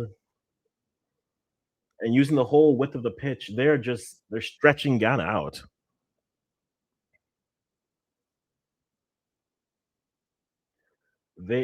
Ghana's trying to press, but they are too wide for it to work. And then you have Jordan trying to press as well. So like the strategy is not the problem. You just have the wrong player at the tip of it doing it. Maybe Ghana can do like Capo Verde did the other day, set up a defensive wall. We rarely see the other side of the pitch and come out with the draw. That doesn't help any of these sides. You need to win this game, and Ghana are trying to be a defensive side at their hearts. That's not who they are. They want to be a possession side that tries to build. Ball punched away and shot over, and now we got scoring a lot of goals too. Ooh. Say what? They have to win and at least 2 goals. True. Like if you're gonna come claim that, but that's Antijigi. He's athletic movement. Yeah, but at least so far Panama are the better side. At least you let the other team knows that your goalkeeper will come out and you'll be protected anyways because you're the goalkeeper. So agreed. You'll have the benefit of the doubt. Deep throw. Ernest tries to get to it. No, and now we have. There's no one that the ball is sticking to for Ghana. And that's when they're trying to build, that's the problem. A good turn, but then dealt with by the fullback. Still 0-0, but to be honest, Panama are the better side. Your team sucks. Why'd you even show up to the World Cup? Nelson. What? As I told you. In entrance. What in entrance? Brothers, let me know how Kenya did at the World Cup. Did you? Yeah, we don't show up because we know we're gonna lose. You guys showed up regardless. Did you watch that England game? Yes. And then brother, we're watching you're facing either one of those two teams. I know. You guys are going to get destroyed. We're probably getting 6. Wait, first of all, apparently Partey's still in the squad, even though he didn't get the visa. For Canada. He just can't go to Canada. Yeah. So he'll play in the US. Yeah, he's been practicing. He's in. Oh, okay. So that might help you at least not concede, 4. You'll concede 3. Too deep. Welcome to North America. Welcome. You are Ghana's a joke. Antijigi is just playing life on the edge of just sanity. This Sounds is like the- somebody has to do it. So what's the excuse? What's the There is no for this excuse. game? Yeah. There is no excuse. Someone needs to win this game, Nelson. There's no excuse. So if they draw this game, there's two teams coming from this group. If one team wins, maybe they have a chance to get 3. What do you mean? Neither one of these, let's be honest, neither one of these two are going through. Like, let's just be honest. Don't stop trying to go, oh yeah, there's two teams. Yeah, the two teams are England and Croatia. I am just saying And if then this you game guys- ends in a draw, this game, like, if they weren't, I said at the beginning of the stream, this is the beginning or the end of Ghana's World Cup campaign. Because So if it's not a win, their campaign is done. Like, they can't do anything else. You're going to expect this team to go and get 6 points or 4 points against Croatia and England? No, Mo, you're not going to do that. Mo, I know you've coached like young kids, right? You know when you look at your kids and you're like, this is a bad set of, like, they're not going to play well, but you still send them in knowing they're going to lose. This is what Ghana did. Ghana sent a team knowing fully well they're losing every game. But Akwasia, I'm really proud of your boys. That's They not how actually we. showed That's up. not how we do. I'm actually impressed. Use the motivation. Look, someone's already fake injured. Oh, it's the goalie again. Goalie again. But like the problem is the setup. Like they Oh, it's a they're setup leaving now. too much. No, so here's the it's not the setup. They're on defenders 4, 5, 6, 7. They don't have Kudus. Party would help a bit in terms of breaking things up, but really it's Kudus. Wait, I have a question. You're saying Yeah. Kudus is such a... You have Semenyo, who's the best winger in England, in the same league that Kudus is in. Mm-hmm. And you're saying Kudus would have made that much of a difference? Yes. I would say just watching Kudus, No. he's the much better dribbler, That right? part. So he's sort of take more of the pressure on him and attract a lot more of the players. So maybe that's why Semenyo can do his thing outside. But Because right now, the it's all- midfield, it's like there's no one there. But it's not like And that's the Semenyo isn't like a poor dribbler. Semenyo's a good dribbler. He's a good, but not Kudus is dynamic, a- just like yeah. Kudus is. Kudus is a much better dribbler. I'm not denying that. I actually agree with you there. Yeah. But Semenyo can carry the ball. Semenyo can beat a player. The issue you have is, even if Semenyo does beat a player, the guy he's passing to is Ayu. All right, like can we just be clear on who he's passing the ball to alleviate pressure? It's yeah, Jordan Ayu and Anis Noama, who was very good, by the way, in the friendly. In the Wales friendly, yeah. Yeah, he was very good. I think has been meh. Yeah. But and that's where the question of if they had, because right now what Panama is doing is they're highlining and daring them to go over the top. There's no space for the midfielders to do anything, but the midfielders weren't doing anything to begin with. And so that's why I'm saying if you have Kudus there, at least if he gets the ball in the middle, he'll at least put pressure on the back line to back up a bit, and that gives you a little bit more space. They're sending long balls to no one. They're sending diagonals. Semenyo's so deep. You're playing him like a wide midfield instead of like an inside forward. It's also your setup is just. But that's where I shocking. come to the setup of what the Ghana setup, right? Ghana setup is so spaced that, like, look at the gaps between the midfield and the back line and then the midfield and the forward line. There is so much space there. They need to be more compact so they can actually try to build. But you're how too they are distracted. spread, you have forwards who are drifting too far out. You have midfielders who can't really be anything on the ball, and then the defenders who are trying to make up the space in between. You know the way Yeah, João I'm Pedro. You know the way João Pedro told Brazil, like, take Neymar, instead of taking me, take Neymar, and they ended up taking Neymar. What you should have done is you should have gone to CAF and said, take Nigeria and leave us home. That's what you guys should have done, because this team is shocking. And he went straight Oh, for he knew for this was coming. violence. I told him. Yeah, I yeah. was hyping up Yeah. Ghana. I was faking it. I knew this team was shocking. I'm well I was aware, giving him Nelson. hype for no reason. I wanted to see See, beatings. okay, so When now England you play finally Ghana, I'm it. there. that's I'm taking the props day to off. Yeah. He's not hate watching, Really? he's speedy watching. That's, Yeah, and like right what we just had here where What was Antoine stepped into the middle to get the ball and he starts driving with pressure. That's what they need more of. Where I agree, he needs Inverness side to be more of a Listen, forward I want Antoine Semenyo to go immediately to FIFA and tell and him, ask for a switch hey, and go back to England. hey guys, Okay, like cool. I thought I was signing up for England, but then the auto correct switching from England to Ghana. Yes, Because That's this really is like, E and G are so close. how are on you the keyboard. wasting what a good winger like that?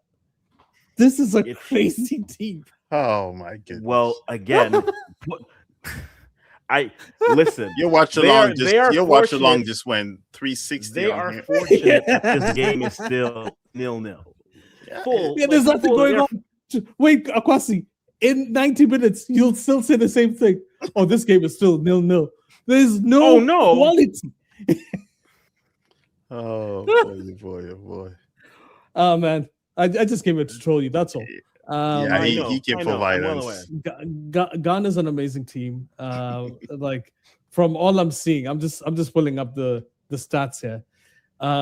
It's an exceptional team. One shot all game. I love They've you too, Nelson. not only, let me tell you why you guys are amazing. One goalkeeping save. That's this like elite stats here. And that's good stats 0.02 for defense. 0.02 xg. That means the goalkeeper could have sent it, and you would have got the same xg. Yeah, Ghana have been more than poor in this game, but they're playing this exact This is how Panama wants this game to be, and they'll steal a goal at the end and win it 1-0. Oh But, yeah. I think like- Panama win this game, Ghana have been poor. Like I'm not. and I Again. want them to win this game so that I'm glad you do. I'm I'm not glad you kidding. do. The next Ghana game, I am coming to your house, and we're going to have some fun, right? Because you will not. I want us to see you guys get. No, you destroyed forgot by it's an African country, England. right? What? Who? You're supposed to Oh. support. What? Why did we No. send this? Why did we send this representative? We should have sent Well, Nigeria. Well, Nigeria couldn't beat Lesotho or Rwanda. Oh yeah, in the well, first let's 3 remember games. who's Ghana. The Ghana group was mediocre. Hey, Mali was supposed to do something. They didn't. Aye. Oh yeah, that's true. Mali messed up. That is true. I didn't, because I said this at the beginning. I didn't expect Ghana. I thought Ghana was going to the playoff. True, no lie. I thought Mali would top the group and then Ghana would go to the playoff. That's what I thought would happen. And then Mali just wasn't there. AU plays it off. Ernest tries to build. Good layoff. Kamaldeen gets to it. Like they just turns. Actually, when I look at your group actually had decent teams. You had Mali, you had Chad, you had Central African Republic, you had Comoros Comoros. and Madagascar. Yeah, that's a good But it group. was really cool. Comoros, like the problem, again, looking at the group that they came out, I thought for sure Mali would top the group, and then Ghana would be playing either Gabon or whoever was in that. I thought that's what Ghana's path was going to do, and then next thing you know, they Yeah, just but you didn't really outside of Mali, and even Mali. To be fair, Mali didn't win. They finished the group third. And I'm assuming a lot of those games they probably had players injured or something else. But hey, look, I'm happy you guys made it because there has to be one team that's the whipping boys. So we hadn't seen this yet. The thing about Ghana is that it gives us something we haven't seen yet. Because when Curaçao lost to Portugal, Mhm. no, there's not Portugal, to Germany. to Germany. When they lost to Germany, at least they tried to attack. They were trying. That's why they lost 7-1. Because they scored. Remember, the game had 1 in it. So Yeah. 7-1, meaning they tried. Yeah, What Ghana brings is an inability to attack, an inability to defend, an inability to play through the midfield. I like seeing that. I like seeing ineffectiveness in multiple facets of the game because it showcases an elite level of mediocrity. And that's why I'm a big fan of this Ghanaian team. I want them to go deep so that they can face Okay. better teams. And that's why I'm here. So free kick coming for Semenyo, does something, gets a free kick at the edge of the game of the halftime. Will they do something? Will they do something? Who from Ghana did something to Nelson? Because this is Oh no! This no. This No, is this is just this is this is us bantering. This isn't him being mean. This is him just being like, He yo. knew this was going At to the happen. end of this, he'll be like, "Yo, are we coming? Are we breaking bread on Tuesday? Like this is us." Look at John. Look at John trying to be kind to you. Maybe Ghana can do what Cabo Verde did the other day. No. No, Brother, they're not built hell like that. no. No. Don't try and pretend. Don't No. be kind to this guy. Cabo They try to Verde go were a direct, very good team Dealt with, even before. tries to cross it in. Elisha Wusu tries to chip it over and goes over the net.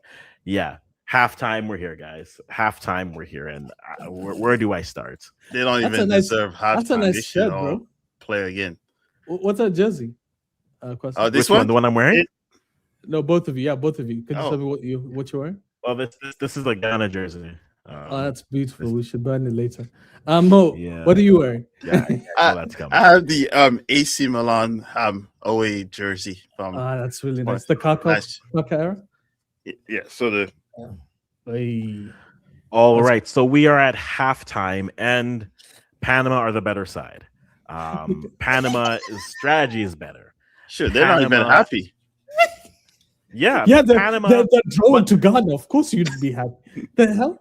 I'd be upset. Hey, don't you know what? You're lucky you're not. You're lucky you're not other Mo, because I was about to be like, don't lose games. Like, oh wait, that's Gambia. Gambia is the side that loses a 3-1 lead and draws it and then ends the World Cup qualification. But as you can see, for Ghana, the best player is the goalie, because he's made decisions. He's made good saves and he's made wild leaving his line to make saves, which has worked well for him. But you're seeing nothing but sixes, and this has been Ghana's. How Panama are playing Ghana is setting them up for failure. And Ghana aren't trying to do what they needed to have happen, is have someone like Antoine Semenyo get the ball and cut inside. But he's just been invisible because Panama have been playing a high line, and as a Wait, result, who's invisible? Antoine Semenyo. Brother, Has- I'm pretty sure he has the most touches on your team in the attack. Could you click dribble? How many touches does he have? 8? That's 3. That's 8. Oh, 8 sorry, touches. my bad. That's 8. See, I I was know looking you at have. the I know you wear glasses. Click Yes. Sulemana. Let's see how many touches he has. Sulemana has Dribble. yeah. Oh, he has 16. He has double. Yeah, But look, he's Mhm. all. He's getting them from the midfield. Really. but Look, that's where the difficulty of, like, they need someone in the midfield to. The one time Could they you look click dangerous. Ayu? I just like Yeah, to know yeah. how many touches Ayu has. Sure, I'm just interested in your team in general. I know what's coming, so it's okay. He has 18 18 touches. Wow. So you know what? You're right. Semenyo has been largely Invisible. invisible. Like, they need, for Ghana, it's you need someone here. Either you drop another midfielder in who can actually carry the ball and bring it up, but they've, like, this attacking momentum is being really accurate and generous to Ghana. It doesn't feel like Ghana's really done anything. Like, I know No. they have the numbers for it, but No, it's not. It feels like they haven't done anything. You Yeah. see that bottom part tells you attack momentum on the left side, yeah, and you see that No, yeah, green that's stuff. what- That's you guys. yeah. You Those haven't done 4 nothing. green bars. There's 4 real green bars is Ghana. The rest has been Panama. And that's and that's because how Panama has a high line. They're making Ghana go deep. When Ghana can't sustain possession. They haven't created a shot on frame. They've been poor. And this is me this is the dying problem. inside. This is the problem. here. Ghanaians even say shot on frame instead of shot on target. That's the problem first. Secondly, let's look at the teams African sides have faced. Mexico versus South Africa. Mexico's a good team. Ivory Coast versus Ecuador. Ivory Coast wins and Ecuador Ecuador's a good hadn't team. lost in 2 years. Yeah, Congo that's a just great drew to Portugal. Yeah. Senegal lost to France, but that's one of the best teams in the tournament. Morocco drew to Brazil. Mhm. These are hard games. Okay, these are really difficult games, and Ghana is drawing. Let's be honest here. Ghana's playing a serious team in Panama, one of the contenders for the tournament. 0-0. It's an amazing game here, and I'm loving it. 150 passes, chances created, 1 shot to 3. Fantastic game. Carry on, Akwasi. He came for violence. I will drive to your house, Nelson, and fight you. That's more action than Ghana's gonna see all day. It's true though. It's true. And like the stats are telling the story of what this game has been, and it's been dictated and played to how Panama wants to play. And the solution for Ghana is you need more bodies in the midfield. Tuck Ernest and tuck Antoine into the midfield, so when they get the ball, they can actually carry it. Take Jordan off the pitch and put someone who can actually get into transition spaces. Because at this point, they're trying to press with their defensive line. If I just listen to Nelson's review, I think this is the World Cup final. Oh, no.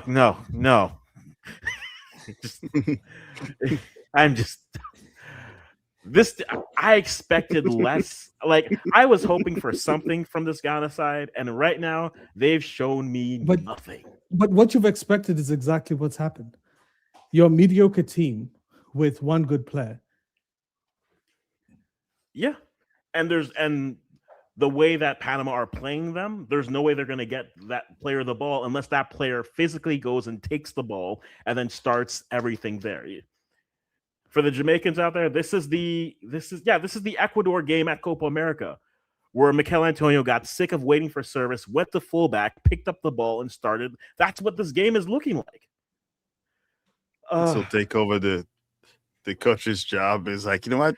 I think Kenya's watching this Ghana team. I think Kenya's messing up.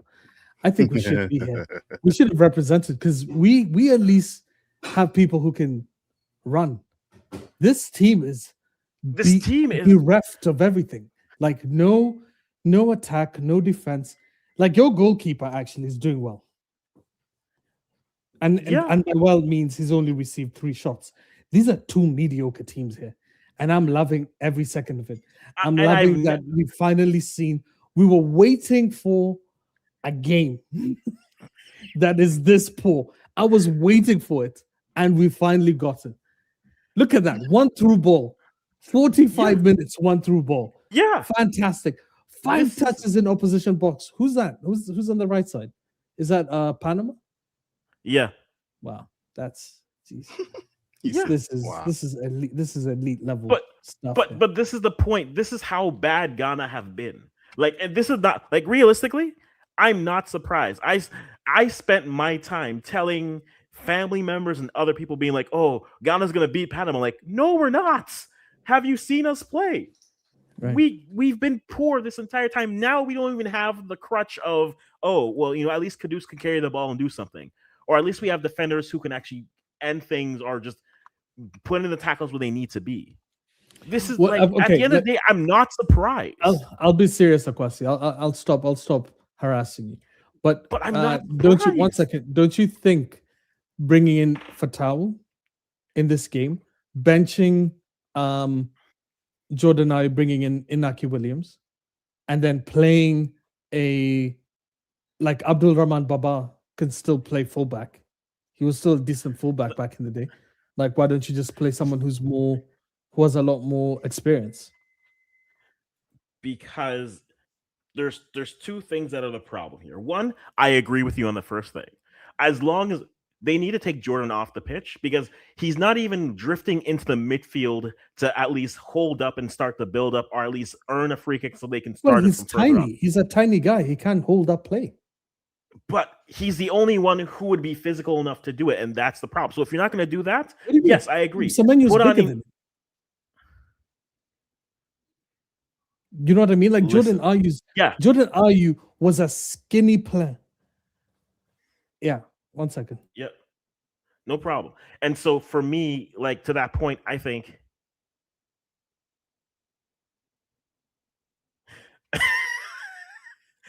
what are the chances of a teammate of 11 Giant Barcola winning the World Cup? Barcola At this from point, France. it could be, but at this point, I'd say this: they'd have a better chance than Ghana right now. Ghana have to decide in their shape. They have to decide either to be compact or to sit back. You can't have your defensive line not advancing, your midfield stretched out, and then your forwards fully stretched trying to press with a player who doesn't have the pace to press. This isn't even square pegs and round holes. This is just a team that isn't that. All right. At your most optimistic, the best thing you could have hoped for Ghana was maybe with Carlos, they're a little bit better. They're a little tighter and more disciplined defensively. They're trying to pressure and they're leaving so much space that Panama are just picking the spots that they want to go. But the thing is, Panama haven't even been good. Panama has one shot and they're digging for the penalty. They're digging for anything to get the 1-goal win. Panama's script for this game, it continues like this. They get a penalty or a free kick goal, 1-0. They have their first win, and they celebrate. And even with that, that basically means, I mean, this group right now, as it said, is sitting at possibly just 2 teams coming out. The only way that you get 3 teams out of Group L is if a team wins and then somehow gets a draw versus Croatia or England. But I don't see that here. Not how they're playing. I think they have to put whatever they're doing in this first half. They haven't been able to sustain pressure. They haven't been able to sustain possession. This like if you are just watching the game, if you look at the stats of this game, if you're watching this game, it feels like Spain Capo Verde, but with a poor Spain side.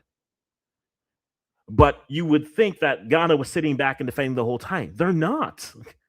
They're just unable to sustain anything. They're unable to sustain pressure. They're unable to defend well. They're unable to stay compact. They're just there. It is not a surprise that they're playing this poor to me. And as much as like Nelson joshing me and Nelson just trolling me, the reality is I didn't think they were going to play well. My hope was that they would play well. And that maybe their talent, because this isn't going to be a game that they win because of their tactics so far. If the coach changes something, great. But how this game looks, if it's not a moment of brilliance from Antoine, if it's not a moment from Ernest or Fatawu or Iñaki or Bonsuba or Thomas Asante or one of the attacking players creating a moment, this game is going to end with them at the end of a 1-0. Yeah, so because, pretty much it. Yeah, that's they will only be able to blame themselves too. But this is just and this is why for me the conversation of when people were having conversations as to like, oh, we shouldn't bring in new players or different players, I'm like, have you seen the team we played with? They played 4 friendlies against teams that were better than them. And they, outside of maybe 15 minutes in the Germany game, and then the stretch where they score against Wales, they've looked like the poorer side. Oh, but we want to have a conversation and say, oh, I get it. You don't want to be bringing players in every minute that you want to. I get that. But you made a change. You changed your coach because you thought that a 2-0 loss to Japan, a 3 or 1-0 loss to the Korea Republic, I may be wrong on those numbers, a 5-1 loss to Austria, and a 2-1 loss to Germany weren't good enough. So then why do you bring a new coach but then bring primarily the same players? If you thought the issue was the coach, right now, I'm not seeing it. The only thing they have to rest on, is the fact that they have those injuries. No Kudus matters because he'd be a better dribbler. He could dribble through a high line and create for them. No center backs hasn't hurt them yet, but it will hurt them against better teams. And so, come the second half, I want to see moves and changes, and we'll see what they're doing. Oh, they're switching the goalkeeper. Benjamin Asari in for Antizigi. Okay, so Lawrence is coming out. So Ghana has to switch their goalkeeper. Well, of all the changes to make, the goalie. This is going to be something. This is certainly going to be something.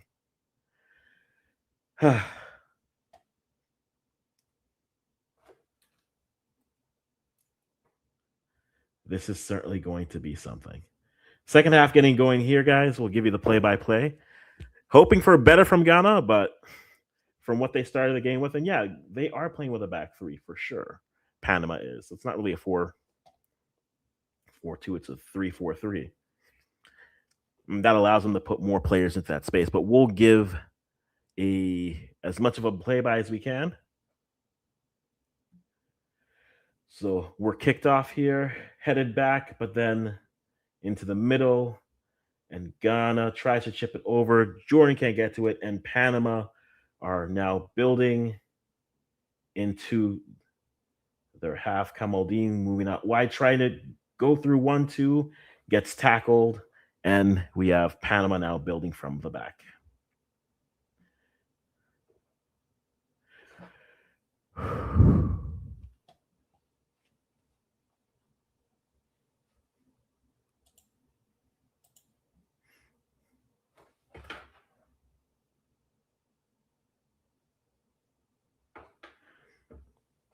So here we go. Panama moving the ball back and forth, seeing what they can create here within their back three.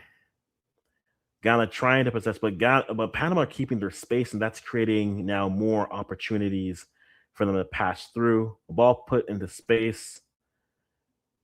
Try to play, nothing. Good shielding, and here we have Ghana building from the back.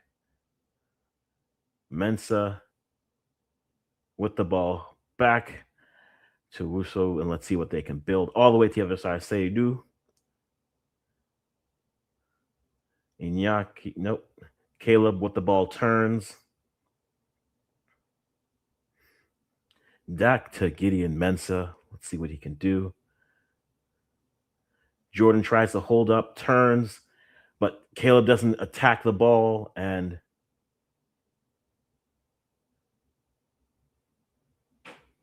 Jordan is clearly irritating. Let's see what Ghana is able to do here with this free kick. Let's see what they can do with this free kick. Looks like I'm going to try to put this on frame. Still 0-0. Panama with a better first half. And we'll see what we can actually build here.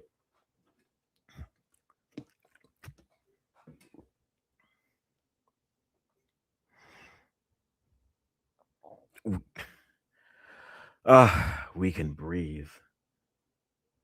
So short. Sulemana chips in. Crosses the ball in. And it dealt too deep, but we have a shot on frame, and now Panama with their slow build up. So, hey, a good first start for Ghana. Let's see what if they can sustain some of this. Panama are so spaced that if they can turn them over, they can actually attack with space and numbers, but they are spacing and making Ghana play the whole pitch that it's becoming a little bit difficult for them to play well. Nearly a bad throw, a bad clearance by the goalkeeper, Benjamin Asari. But now we have Panama building up on the left-hand side, chips into the box, and goes out for a deep throw for Panama.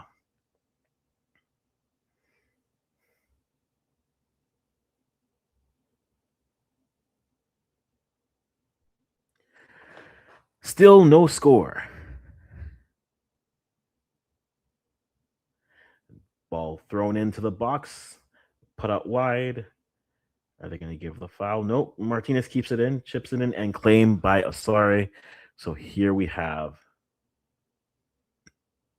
Ghana with their chance now to build from the back.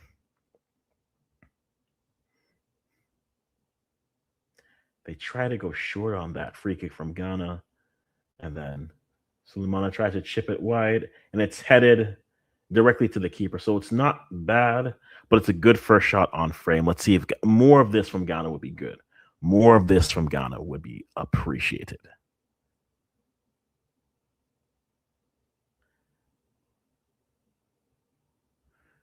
And Antijigi not able to continue.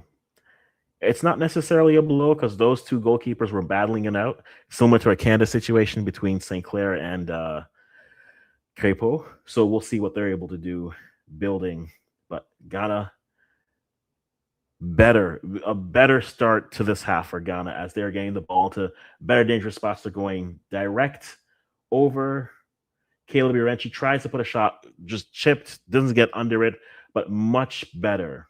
If they're going to go direct, then they're going to go direct. This is a much better start for Ghana in the second half.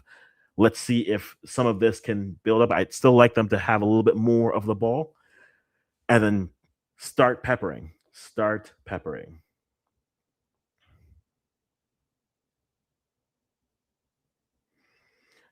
So they win the first ball. Now in the midfield, you have Jordan Ayew building, holding up the ball, losing it a bit, but then regaining it. Now he's dropping back in the midfield, like I had said in the halftime break. And apologies for the passion. You're passionate about the teams you want to win, but sometimes they're just bad. A cross goes across. Sulemana gets to it. Let's see if he can create something. Sulemana tries to, but dribbles it off of his foot. And they go shoulder to shoulder, and it's a foul. So free kick for Panama. They'll be building out now. And we'll see Panama build up and see how Ghana want to approach this build-up. Are they going to pressure? Are they going to bring the line up? Because their spacing is great for how they're trying to build up. You can't really pressure. You can't guard one man with two. Again, Panama are tactically and just structurally set for how Ghana may want to play. As they turn the ball over, and now they're in a transition and already through the midfield, passing it back. The defense line is just dropping so far back in front of the box. Will they get a shot off here? They go out wide to Martinez. He tries to head it over and dealt with by Ghana. Dangerous throw coming for Panama. And that's the one problem with the line. They are retreating far more than they are attacking. And for Ghana's backline, they need to step up more. Deflected shot coming in. Wusu tries to clear it out. Can't do it. Still at the edge of the box. And the ball goes. And Panama now here. No. And Ghana doesn't seem to have. Ghana should have the better finishers, but they can't have. They don't have people feeding them. Here we go. Cross coming inside and headed away. We have a corner coming in. Poku deals with that, but the keeper had it. So now corner for Panama, who after that spell to start for Ghana, now are in a dangerous spot. Will they break the deadlock here? They go short on this. Let's see what happens. Still 0-0 on the score. Again, for the hope of a third team to get out of the group, they need more than you need a punched away by Asare. And now here comes Ghana trying to build out, looking for Antoine in the corner, but he holds on to it. Ernest does too much. Now Jordan holding up, trying to grab the foul, can't get it. And now Panama back on the build-up.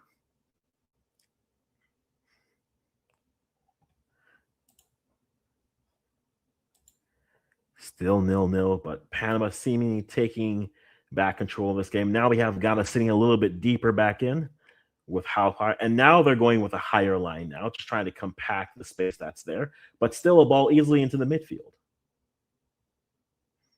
Now we're seeing Ghana bring their back line forward, which is good, but now they need to clog up the passing lanes. You need players to step up into those spaces. Irenchi is falling a little bit too deep. Mensah's trying to help in that defense, but they're just drifting in. The Panamanians are just doing such a good job to drift into the space that Ghana are giving them.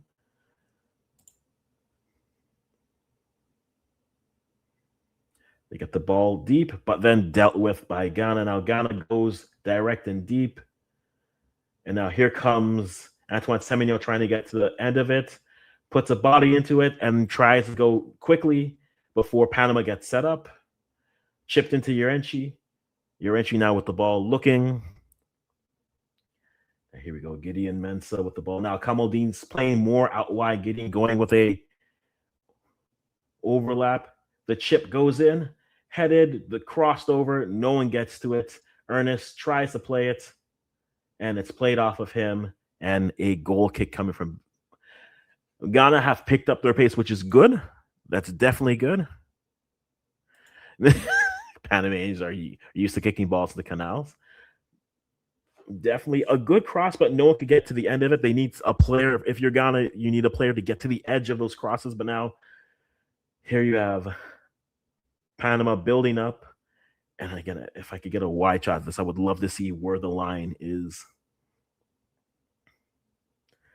But Ghana trying to pressure with 5 players here so far. And the throw-in coming for them. Still 0-0. In the second half has definitely felt more balance in terms of the chances. It feels like there should be a deadlock coming here. But it'll probably come in a transition moment or a moment of brilliance, because we've got Panama putting the ball back in, and they're going to try to build up from the back. But now we're seeing a little bit better compactness or a little bit better pressure from Ghana, which is making Panama try to survey a little bit more, which is good. They're not pressing fully. They're 3/4 court pressing here. They're taking the space away. Definitely move. And yes, this is better fight, better pressure for sure. Tries to clear it, but then it's a throw to Panama. Ghana with better life in this second half, no doubt. Closing the gaps, closing the space, not letting Panama just slow build the game through. I'm liking this a little bit better from them. But now Panama gets the ball into the attacking half. Let's see what they do here. They move the ball out wide.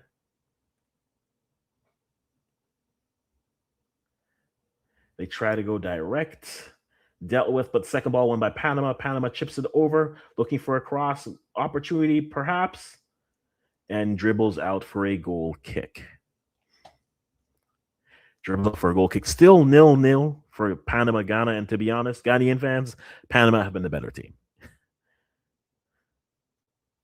But we just haven't had that moment for Ghana yet. And hopefully it comes for them. Because I think for both sides, again, like we said earlier, a win is what you need in this game.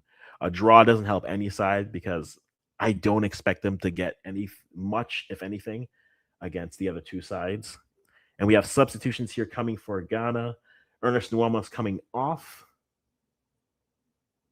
the pitch.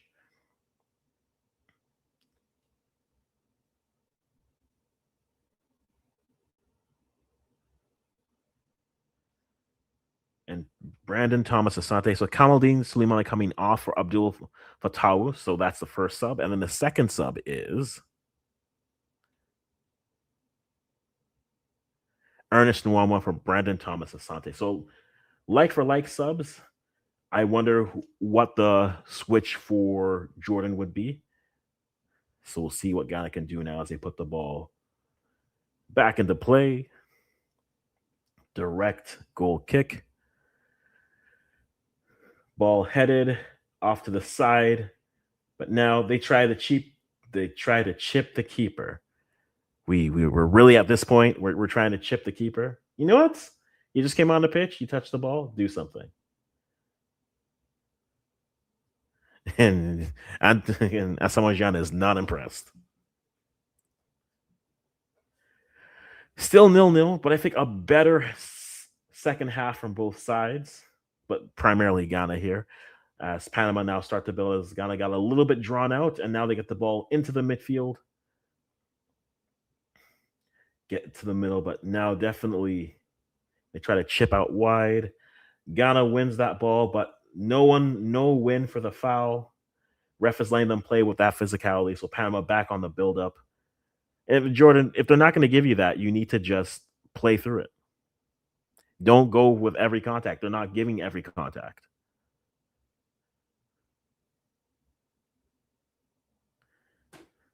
Here we go. They chip the ball inside the box, chip it over, block shots, ball put wide into the middle, front, and off the side netting. That's probably the best chance now of this half. Moving the ball over to the side netting. It's still 0-0, but a good chance from Panama here. The chances are coming in this game. I want to say this game doesn't end as a 0-0 draw, but this game may just end in a 0-0 draw. But we'll see how we are. 61st minute so far, and Ghana and Panama are deadlocked, and Panama have been the better side just because of their first half. Let's see what happens with Ghana as they put the ball. Agreed. And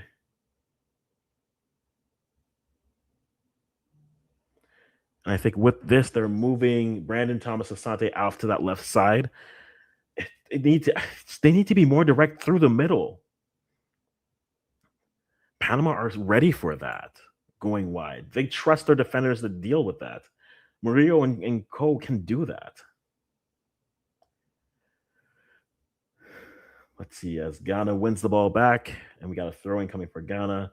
Yorenchi with the ball. Yorenchi's just not been as appearing as he should have been. Brandon Thomas Asante better on the direct balls there. So we have a deep throw, not too deep, but an attacking throw coming for Ghana. As Panama will make a change in a moment.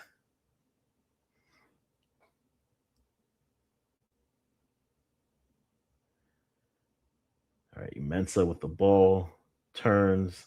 Elisha Owusu back passing. They need someone like how compact they are. You're not going to win too many of those opportunities. Now, Ghana get the ball on the wide side. Can they create something? Driving to the byline, puts it on frame, side netting again. If someone could finish, I'd like to know because they haven't started yet. Agreed. The finishing is non-existent. Agreed. And agreed on both sides. But we have a corner coming for Ghana here. And now let's see what they do with this.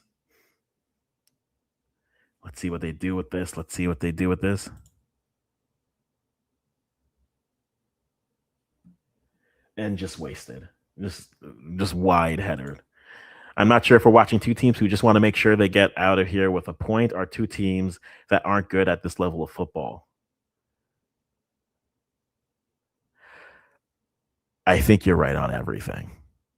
They have not performed well. Panama substitution coming in. You got Londano coming in for Christian Martinez. Okay, so they're going for it here.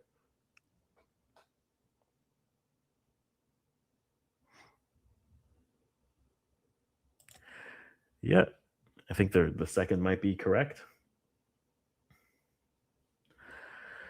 Let's see if we have a. There's got to be a wacky goal in this game somehow, right? Like a goal that makes no sense. Direct ball won by Ghana, but then given right back to Panama, and now Panama are building. But then Ghana with the ball, Yorenchi just turning, back passing, and then letting Panama set up. No, you got to drive there.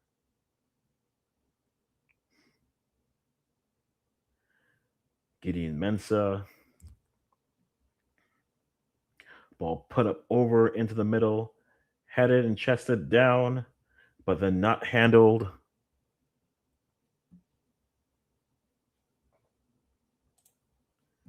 And Panama now with the ball here. They're surveying, no pressure, and now they put the ball into the midfield. And again, the gaps are there. They are just defending so terribly now. Chance for Panama on the wing. They put the shot and easily dealt with by the keeper. I'll take a Atiba scores with his butt. I'll take a double doink goal. I will take a triple deflection. I will take anything at this point. Jordan now chasing the ball, getting it, goes down, gets back up, uses his body to shield. Now they're going to be fighting over it. Can he get the ball to a good spot? He does. Ball placed in the middle, just can't get to the edge of it. Have to play it out. And my goodness, that could have been. They can't even get shots off at this point. And now a throw coming for Ghana. Better for Ghana, but I mean, you couldn't be. The bar was very low for them. But this is the Ghana team, so they're going to create something out of nothing, and then we'll be pumping our chest as if we did something. There we go. Okay, Brandon Thomas cuts it inside, easily dealt with. Oh, just again out of nothing. We will do something out of nothing. This is what we do.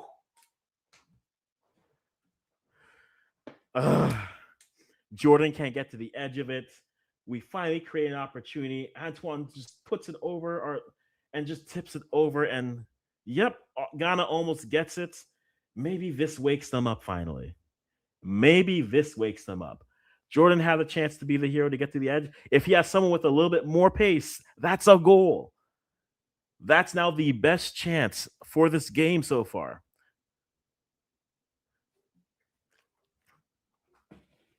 Can Ghana do something with this set piece? Jordan is now in the box. He's not taking set pieces. Can he do something with this set piece? Try to head it over, and it goes wide, but they gain the ball. No foul given. A step on, and Panama are now just moving back.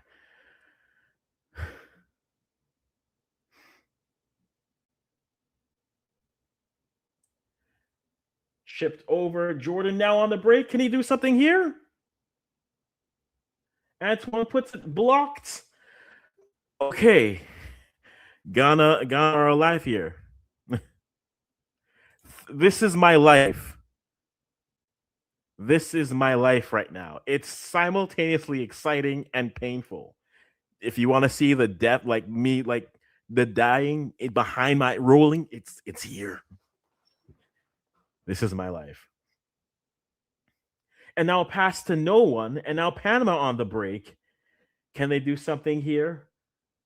Cuts back inside, puts the shot wide, and can't get the far corner.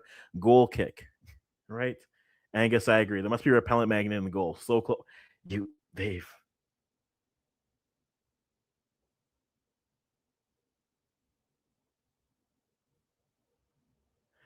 Wusu goes down and he's grabbing his foot, but it may be just how it's stuck in the ground. Yep. That's worrying. And now we are at our hydration break. A much more exciting second half. A much more exciting second half on our hydration break. Ghana and Panama have had more chances come through. If you want. The expected goals in the first half was 0.0 to 0.13. In this game so far now, it's 0.18 to 3.3. No doubt, but more shots coming. Ghana entered the first half and second half with 1 shot total. They now have 5 shots total. And this game, more of this in the half. There's got to be a winner in this game. There has to be a winner in this game as we take a look at it here. Second half, Antoine Semenyo has his shot blocked. Here, Fatau here. Caleb Urenchi in the 50th minute. Ajite and the Ajeti is just that header. If you place that better, maybe that's a goal.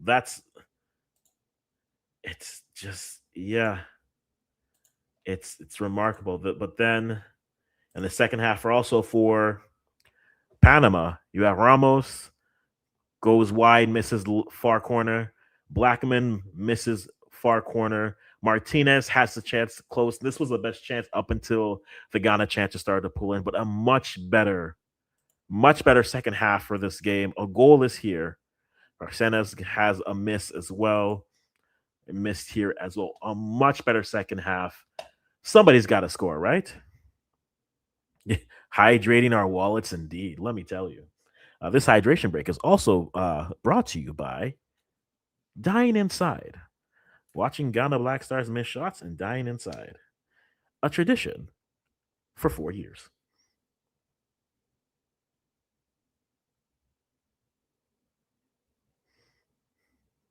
Most definitely. It's a Ronaldo type kind of day. See, I'd feel good if we were just feeding one player the whole time. He couldn't hit the backside of a mile with a guitar.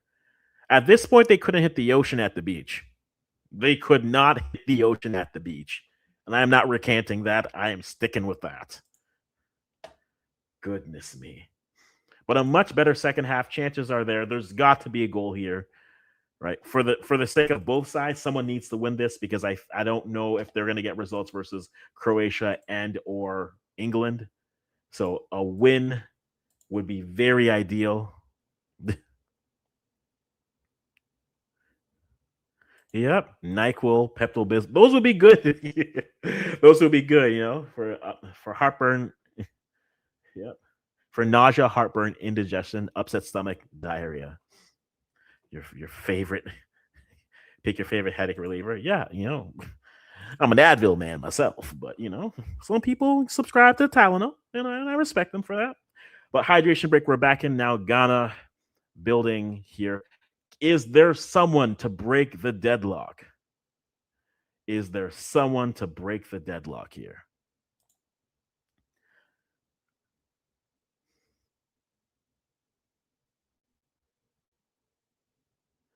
Ball played in the middle. Antoine Semenyo definitely taking more to be in the middle. Semenyo with the ball again, dealt with by the keeper. Again, Ghana are looking better now. Ghana are looking better and are trying to attack, which is great. They're taking up the space, which is good, and going more direct than anything. So at this point, Ghana, right now, it feels like Ghana will get the goal, but we've seen Ghana games where they've come alive.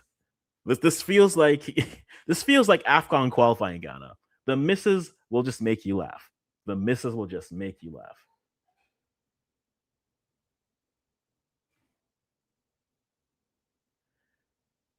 All right, so here we have Yorenchi puts the ball out wide. Ooh, frisky. Okay, here comes going to, and another foul at the edge. Yellow card given. Another good free kick opportunity. All right, Ghana. All right, Ghana. Let's not mess around with this. Let's not mess around with this. Is this the moment? Yeah, Fatawu beats his man wide, and then they have to give up the yellow. Is this the moment they finally break the deadlock? From here, I could see them trying to go direct, but maybe a cross is better. No, yeah, you can't go direct here. You have to go cross here. And Jordan's on there, so he's going to try to go near post cross or near post shot here. They've got to put the ball and let someone get to the end of it. Antoine's got to get to the end of it. Let's see. Let's see. Ball played. Headed down. Again, you again. Again, the same man. Listen, Ghana have looked better this half, but they gotta put one of these away. Because Panama are fine with stealing this game. This is a Panama game script, so they've got to do this.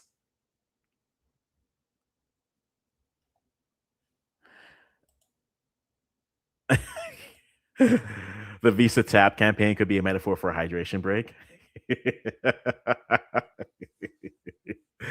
My goodness me. My goodness me.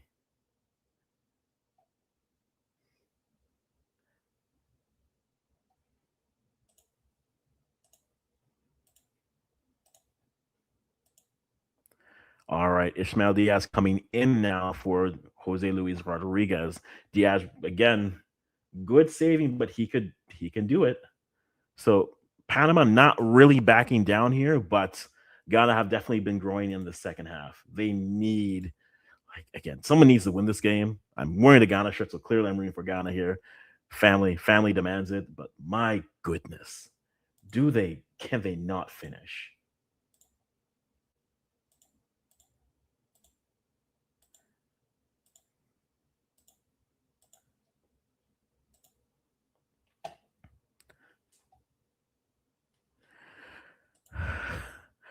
I mean, feels like there's a lack of finishing training and then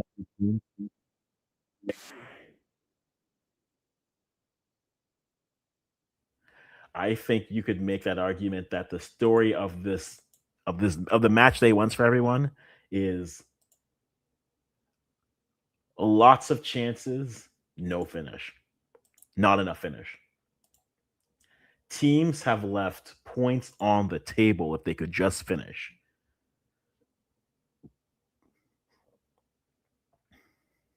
They really have.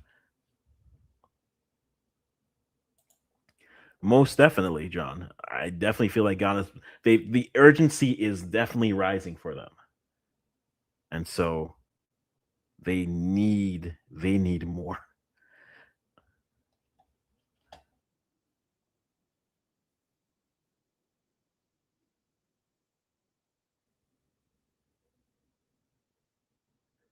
And we're seeing Semenyo get into the middle and just being more dynamic in it. And I think that is much better from him.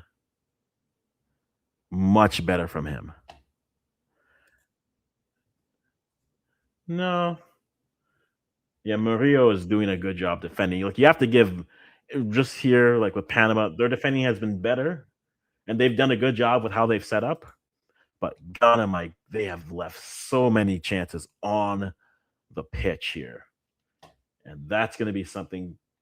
Win or loss, draw or lose, this is where we'll come back and truly say what could have been if they could have just finished their chances.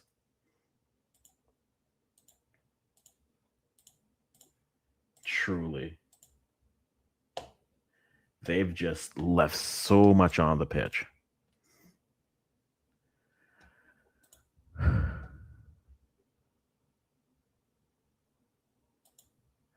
The banter continues. Offshore accounts. A classic AFCON match this is. Well, if you think of it as such, let it be so for you. Now we have Panama wrestling a little bit back of this game here.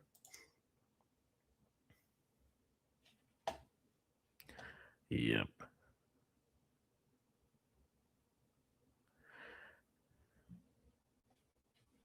Oh, that's not good. All right. Elisha Kwesi Sibo coming for Elisha Wosu. Okay. Wosu. And let's see.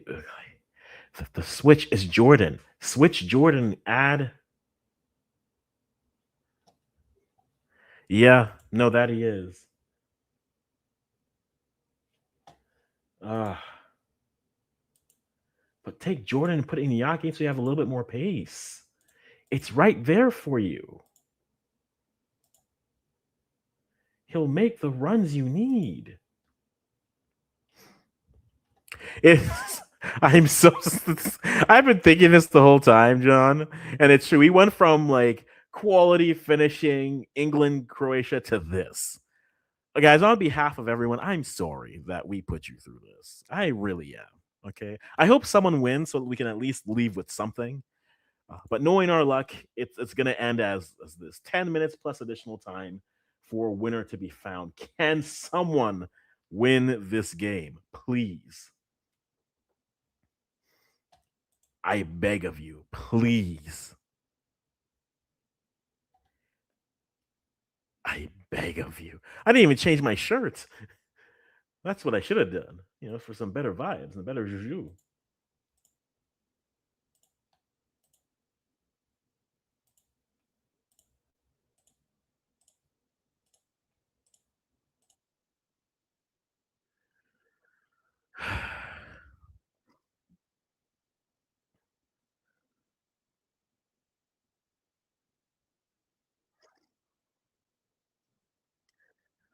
And that's the thing. They're doing a very good job of marking out Antoine Semenyo, but let's see what they can build here because there's this game is here to be won by someone. Someone win this game, please.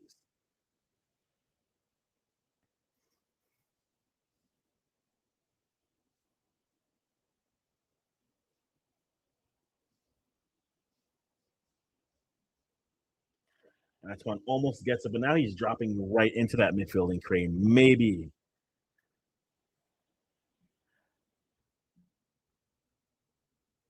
Maybe.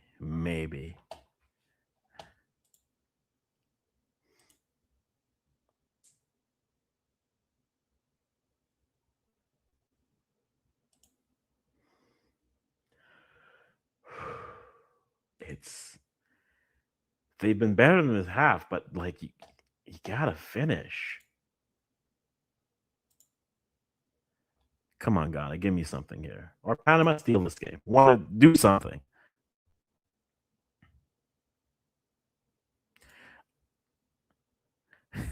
Definitely. Yeah. He's witnessed at least one goal. Yeah. Nelson, I'm living it. I'm enjoying my life right now. It's so fun. It's so fun.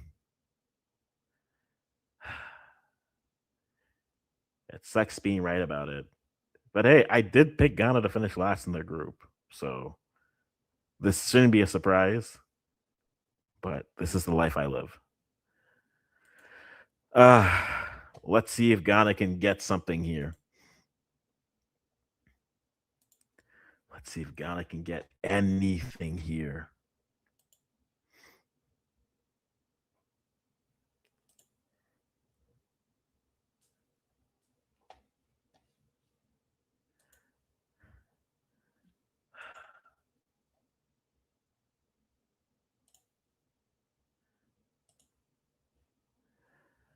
Come on, Ghana.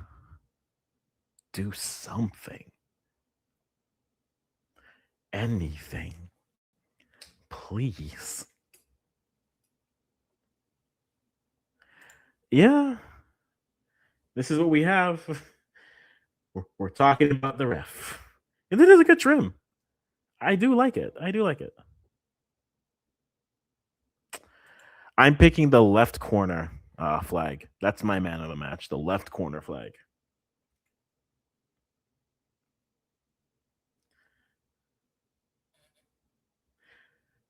Who is tagging me right now? I don't need this. I don't need this right now.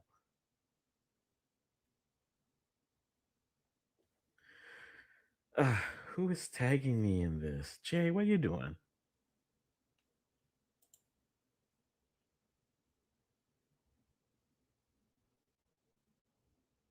Oh, okay, that makes sense. That makes much more sense. That makes much more sense. Okay. All right. You know what? That's a fair point. I mean, they're wet. They sat there in this rain, misty day, just to see a goalless draw. At least let someone leave happy. Like that's what I say. The fans are my man of the match. That's a fair point, John. The fans are my man of the match. About 6 minutes plus additional time. Let's see what happens. Let's see what happens with this. All right. I'm gonna go grab another drink here because something needs to change this. And maybe me getting a drink.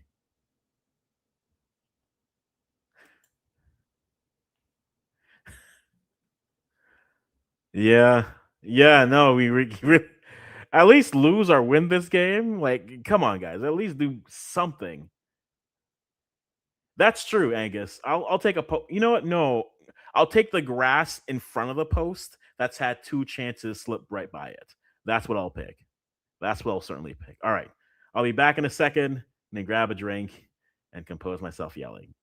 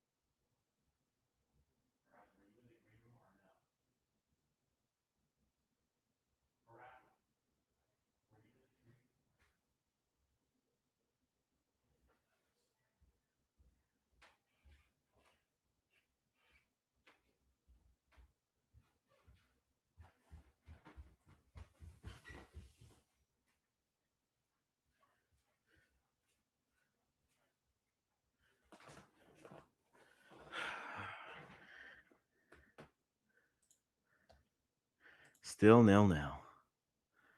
Still nil nil. But Antoine's finally playing better. Well, it's evened up for sure, but come on. Somebody score.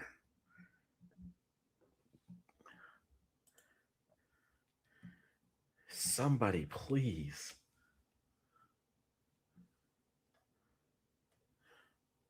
Shot off frame. Gonna have gotten better in this half, but they've just been poor. Just trickling shots away. Let's see how much additional time is brought here. Can someone be a hero and give one of these countries hope? And now you take out Jordan. Like you don't have a. Now you take out Jordan. You're not even giving anyone. And you have fresh Iñaki Williams on the bench. Are you serious?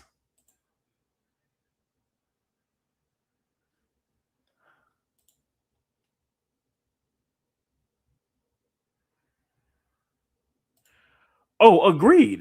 And this is why I was saying, like, in order for one of them to move on, someone needs to win the game. Right? That's the reality. In order for a chance to get to the round of 32, one of those teams needs to win. No win, a draw's not going to do it.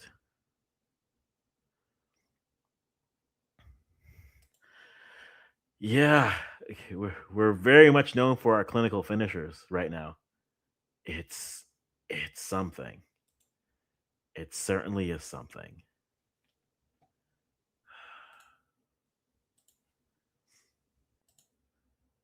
Oh, my cousins went to this, and they're sitting in the rain.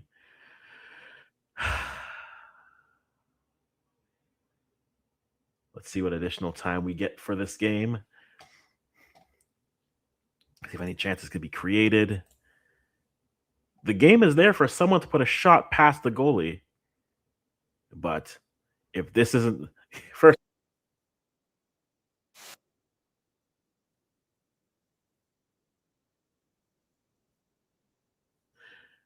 of all, the Nigerian calls I'm about to receive for the next 6 days will be just obnoxious, but they'll be well earned.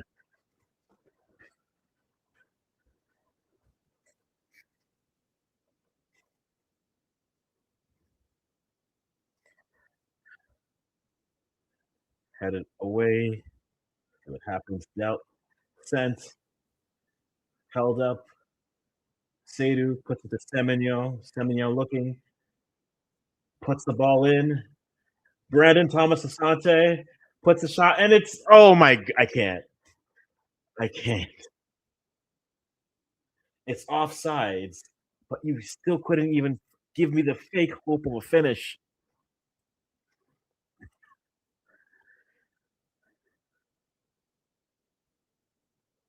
No, he would have been. Well, he would have been just off.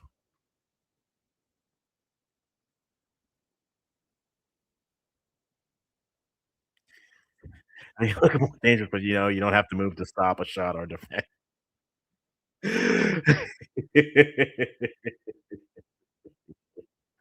This is true.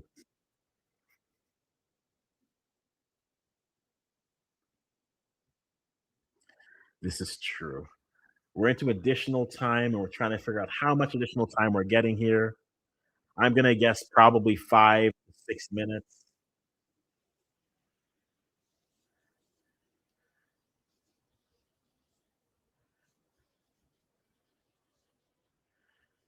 But so far, this is the worst result for both sides. This is definitely the worst result for both sides.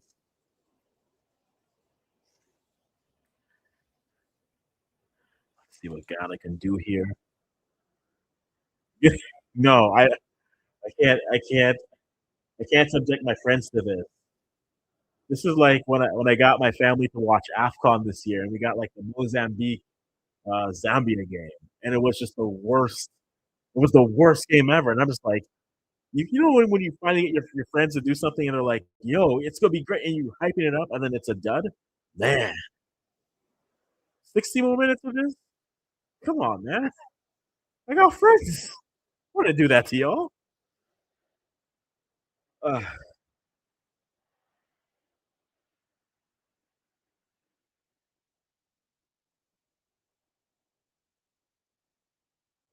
wide, out, and corner coming for Panama. Can they give them? So 6 minutes of additional time coming in. Whew. Will Panama put Ghana out of their misery? Will Panama put Ghana out of their misery?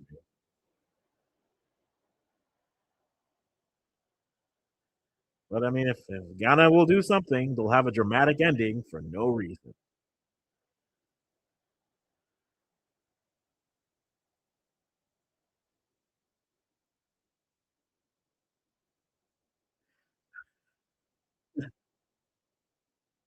What a deep pool, Plan 9 from outer space.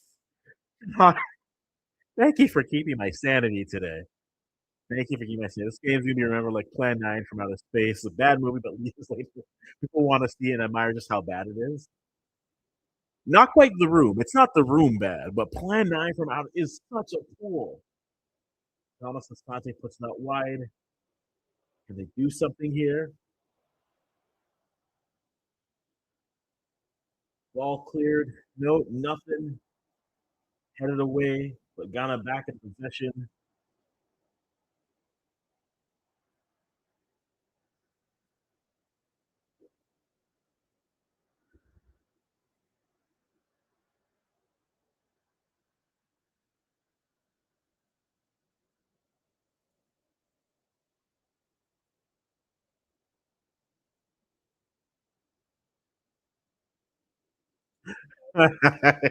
It's a good pool, Angus. It's such a good pool. Ghana trying to do something, but turn the ball over. And now Panama gonna give Ghana is gonna give Panama their first point ever, and Panama's gonna end Ghana's World Cup.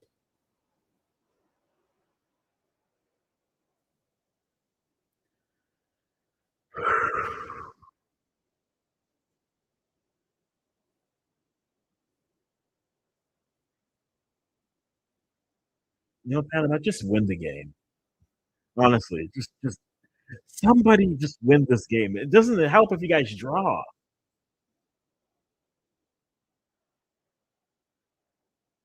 Nothing gets help if you draw. Are you?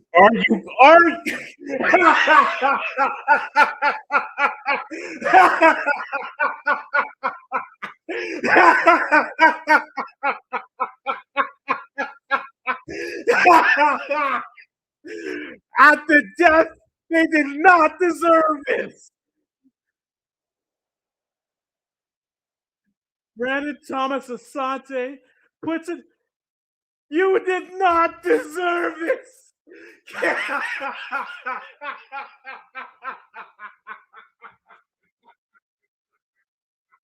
You did not deserve this.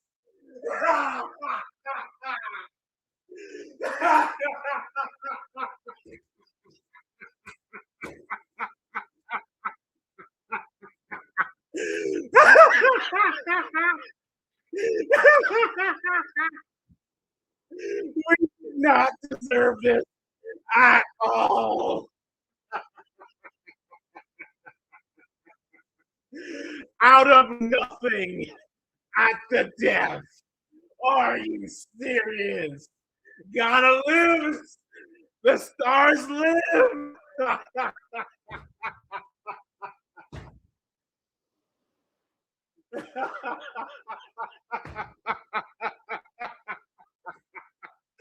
We're getting crushed by England. But hey, we got our 3 points.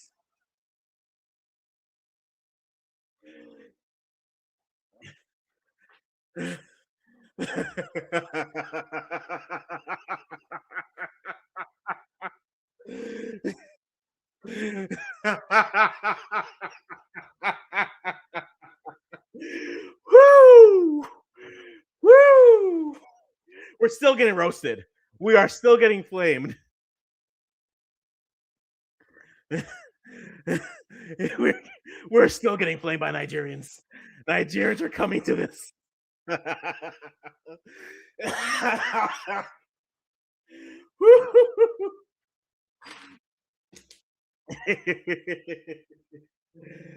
And the stream, ref, and the stream.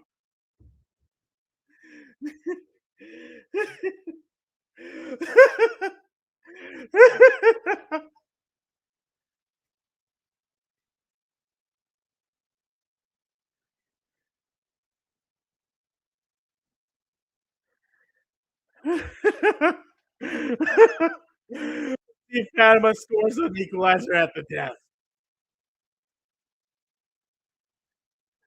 Like I said, we'll score a goal out of nothing, and we're gonna beat our chest like we did something.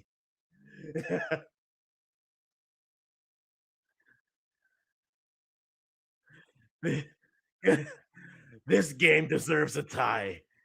This game deserves a tie for all the misses. Sorry for laughing for 5 minutes, guys. I'm sorry. This is just ridiculous. This is ridiculous.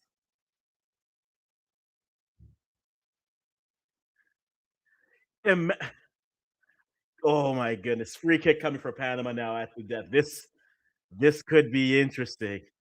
The tie is still in question. The tie is still gonna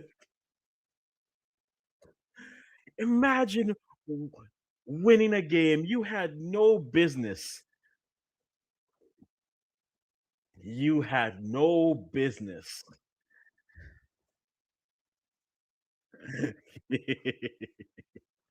It's a masterclass. Ref, end the stream. End the stream, ref.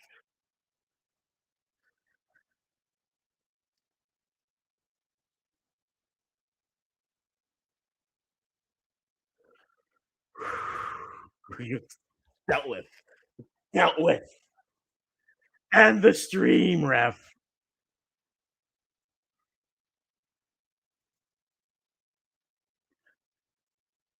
We are getting flamed. We are getting flamed by Nigerians tonight. Now they're trying to play the. Hey, we're from Africa. Like this is. We got some fisticuffs in Toronto. Drop the mitts.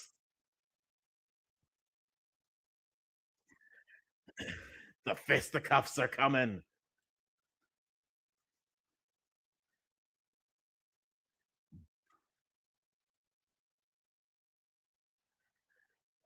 Just end this stream. End this game of ridiculous misses. End it, ref.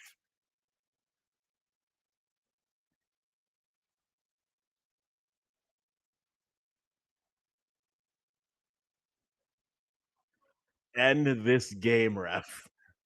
End this game. We don't deserve it. We got it. Yeah, I think the ref should call the game just to make sure everyone's okay. And I think he should do that. The way this game will end in a draw if the ref lets it go any longer.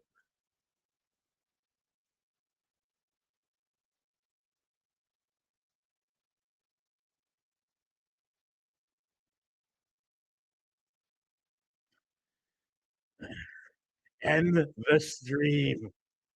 End this game, ref. What a day. What a game.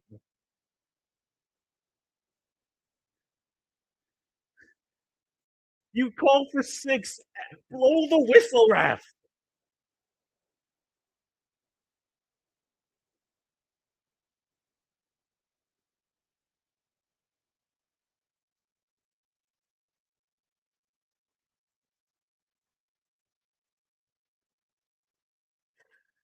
End the stream, ref.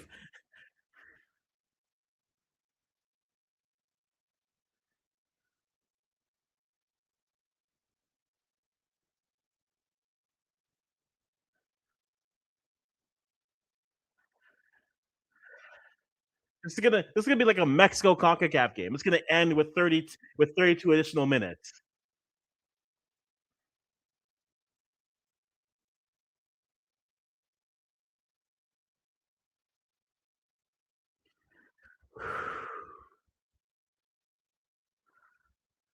Oh, we're getting to 17 at this point. That's game. That's game. We did not deserve to win. All right. I mean, we missed so many shots. Don't get me wrong, but my goodness, we are getting run. We are getting run through. We are going to get run through. See. Now look at them. They're gonna run like they just did something. You beat Panama in a game that you should have lost in the first half, and you miss all the.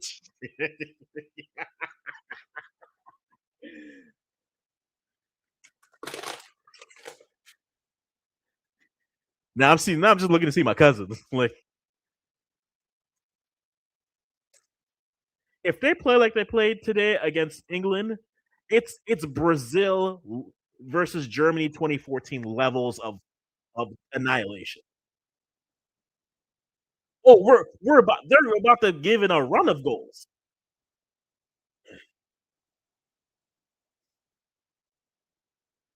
Like,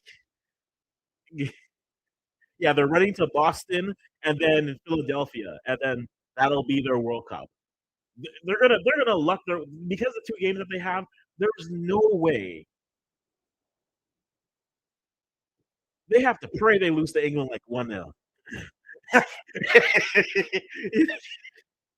Oh yeah. With that tone too. No, so we didn't deserve to win. No, don't try to say we didn't deserve to win. What a what a the stupidity of this, and a game that they.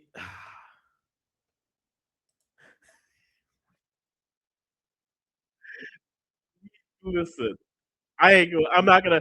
I'm about. My phone is about to ring with every Nigerian I know yelling at me. Listen, and it'll be rightly deserved. We beat Panama 1-0, but my goodness, the chances that they missed, but also how lifeless they were the first half. It's they have a lot to fix in a week. Maybe Thomas Partey helps. But my goodness, what a we didn't deserve to win. But we won. My goodness. So that's the score. Ghana wins 1-0. And that's it second in Group L. That game was an L. That whole game was an L. I'm sorry for all the people I sent to watch this game, but thank you for staying with me. I really appreciate it. If you guys know, I'll be back in tomorrow's Canada game as well. But my goodness, look at it's a tale of halves for Ghana. Ghana did nothing in the first half, but come the second half, the goals were there. More shots from both sides, more saves by both keepers on both sides. Many big chances at the end of the day, still dominating with passing. Ghana have to go direct. They have to go direct because they can't pass through the middle. And they don't have they don't have the midfield to be able to pass through the middle. They have to go direct. Or they need to drop Antoine Semenyo into the middle as the second striker and have him assist. If for Canadians, he needs to play like Joe David. He has to play like Jonathan David.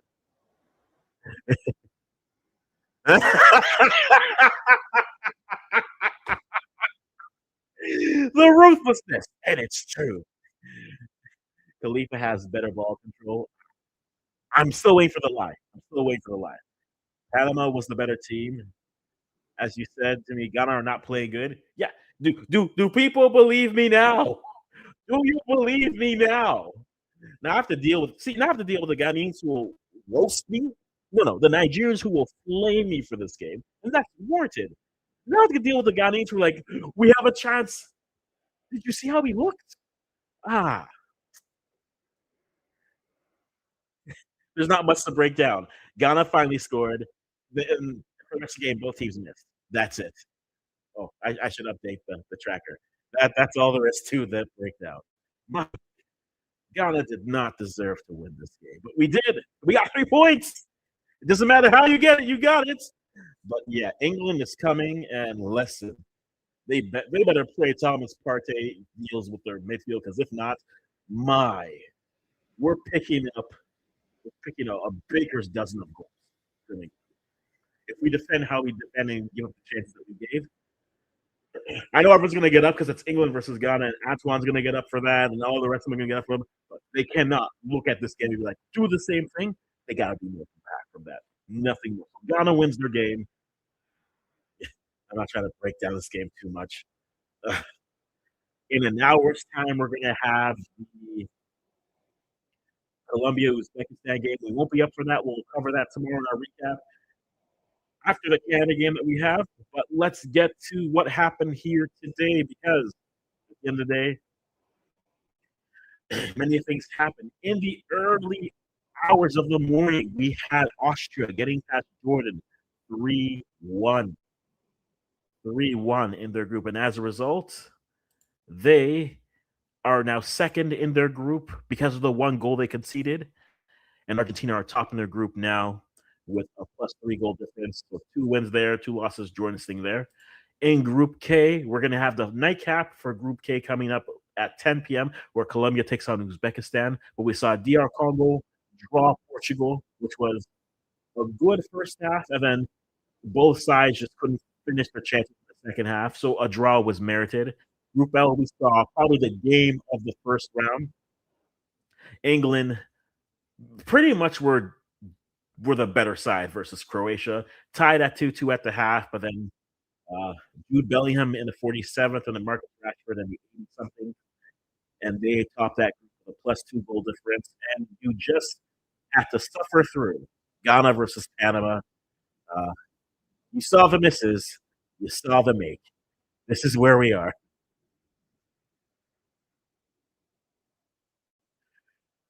They definitely did. But yeah, seriously, no, I do agree.